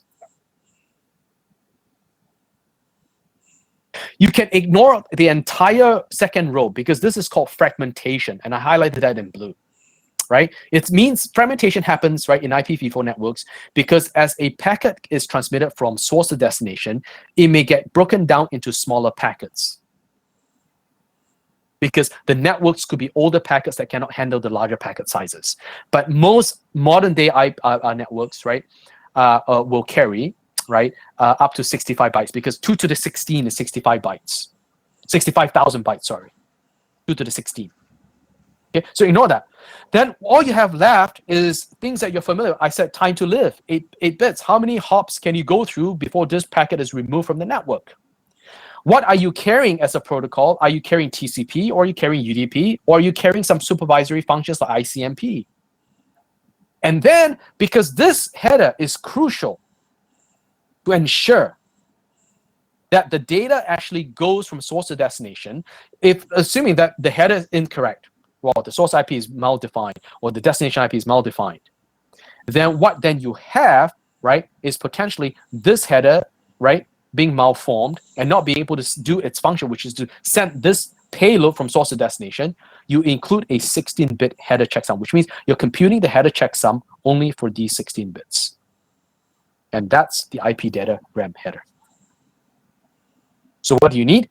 Version, variable size header defined, the QoS, how much payload you're carrying, how many hops can you go through, are you carrying TCP or UDP, and a checksum to ensure that this entire header is intact, followed by the source and destination IP. Okay, the reason I skipped the fragmentation is because fragmentation is gone in IPv6. Okay, and we're moving towards an IPv6 network. I mean, it's fun to look at, right? But it's not necessary. So I'm going to at least avoid going through the details of the fragmentation. I used to go through it because IPv4 was the only sort of protocol that we have. But now since we're moving towards IPv6, right, I'm eliminating this, at least from a lecturing point of view. But if you're interested, right, send me an email, right? I can set up another Bongo session and explain to you how fragmentation really works. Okay, the couple of things you need to know, okay, is that the total length, which is shown here, okay, 65,535 bytes, okay, that includes the header, which means the payload of, in terms of actual data bits you're carrying, right, is the total length minus the header length. But you'll see that I'm trying to represent the header length in 4 bits. And 4 bits is insufficient to now index up to 60 bytes because 2 to the 4 is only 16. Okay? So the way we deal with it is this, is that the header length is in units of 4 bytes. So if I have the value of 1 here, it means 4 bytes. If I have value of 2, it means 8 bytes. So minimally, what it means then is this, for a minimum header size of 20 bytes, then the header length value must be 5. So 5 times 4 gives me 20.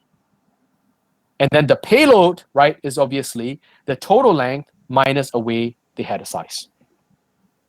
And that's what I need you to know about the IP header. It means that you at least have an understanding of what each of these fields, the semantics of each of these fields, and the corresponding values in each of these fields. So what do we do with this? Right? Simply this. And then an IP packet arrived with the first 8 bits, which means the version and the header length, right, as 01000010. The receiver actually just simply discards the packet. And the question is why? So if I take a look at how to use this, it tells me, okay, the first 4 bits is 0100. That's a value of 4. So the version is IPv4. The next 4 bits is 0010, which means it's a value of 2. But 2 times 4 is 8 bytes. I said the IP header must be minimal 20 bytes, which means the value must be at least 5. Because it is not, the header length is only 8 bytes specified here. Well, I need 20. There's something wrong with the header. I'm just going to discard it. Okay. In the next example, I said this. Okay, in the IPv4, the header value, right, length is 1000.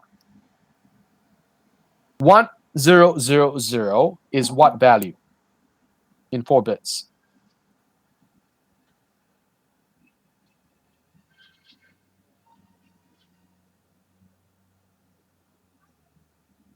Is it 40 bytes? No, not 40 bytes. 0, 2, 4, and 8. 8 times, exactly. 8 times 4, remember, right? The header length, right, is in units of 4. So 8 times 4 gives me 32. But we know that the first 20 bytes is the base header, right? Because these are the first 5 rows. right? 1, 2, 3, 4. This is 20 bytes. So the options, right, will be anything above 20. So if there's 32, as Yongju said here, minus 20, it tells me I now carry 12 bytes of options. Okay. One more maybe example, right? 2 more examples, and then we'll wrap it up. Okay. The header length is 5, right? Which means 5 times 4 is 20. Okay. The total length is 28 in hex. What is the total length of 28 in hex? How do you convert 28 in hex to decimal? Anybody?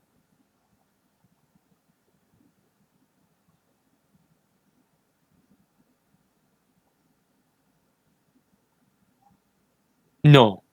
So it's 8 plus 2 times 16 to the power 1, right? So it's 32 plus 8, which is 40. Yeah, exactly, 40. Okay. And if the letter handling is 5 times 4 is 20, right? How many bytes of information is being carried? 20 bytes. Do you guys follow? Okay. And then the very last one, right, simply says, okay, I now have the IP header, right, coming in with 16 hex symbols defined in base 16. Okay. So it's 45000028000100 and then something. The question then I say, how many hops can this packet travel before it's being dropped? What value am I looking for? Obviously, the time to live. Now, what is the time to live value in here? Well, each one of this is 32 bits. 32 bits is how many hex symbols? This you should know, right? How many hex symbols are represented in 32? How many hex symbols are required to represent 32 bits? Each hex symbol is how many bits? 4. 4. So how many hex symbols to represent 32 bits? 32 divided by 4, 8. Which is 8. So this 45000028 is the first row, right? Because that's 32 bits. So every 8 hex symbols is a row. So the time to live is on the third row, and it's the first 8 bits. So if I go through 1 row, 2 rows, okay, this is the third row. The first 8 bits is the first 2 hex symbols. The value is 0, 1. So how many packets, how many hops can it travel before it's dropped? The value is 1. Time to live is 1. So it's going to get dropped, obviously, by 1 hop. What is the upper layer protocol? Well, the protocol is the next field beside the time to live. So it's the value 06. If I go and look 06, that's TCP. The protocol it's carrying is just TCP. Does everybody follow? Effectively, all we're doing is this, is that, why do I want you to understand this? Because you want to be able to pull information out of the IP header. And Wireshark effectively does this for you. Okay, but you should still be able to manually extract that. You should be able to know what the version number is, right? Given a series, right, of values that are being presented to you that represents the header. Okay, and then the very last slide here, right, is nothing but it's just a recap of how we do checksums. Okay, remember, I want to compute the checksum of the header, 16-bit checksum, which means I'm going to add 16 bits at a time, 4500, 0028, right, and so on and so forth. So I convert 4500, 28, 001C. So 28 is 001C in hex. 49153 in decimal, right, is C001 in hex. So I go 16 bits at a time. So I go 1, 2, 3, 4, 5, 6, 7, 8, 9, 10. So I have all of these values. I do the same end around carry, but just in hex. And then the checksum, only the header, the first 20 bytes, is CBB0. Okay, so it's really just using the technique of checksum and applying to an IP header, and the IP header always has a header checksum. Okay, so that's really all that I want to sort of go through with you this week, right? Is number 1, IP addresses to do subnetting, IP addresses to do forwarding, and then last but not least, right, the IP header in itself that I want you to be able to read. Okay, and if you can do all of this, right, then you're well primed, right? In particular, from an IP perspective, if you go into the client server, the datacom, right, or the IS option. And then obviously the options will expand a lot more on IP and TCP and so on and so forth. But these are the three basic things I want to be able to do: is subnetting, forwarding, and then obviously reading out the values of an IP header. Okay, so sorry I went over a few minutes, right? I would constrain the demonstration later a little bit more. Instead of using an hour, I'm going to try to do it in 45 minutes. It's a little long to try to explain to you the demo using an hour. Okay, are there any questions at all? If not, right, thank you everybody. Okay, I'll stay behind for a few more minutes, right? But if you have questions, I'll stay behind. I'll take those questions. But otherwise, right, please have a great week. Okay, you should be able to do question 1 and 2 on assignment 4, and I want you to start working on that. Don't leave it to the last minute. You should be able to do both forwarding and subnetting. And if there are questions, I'll take it next week.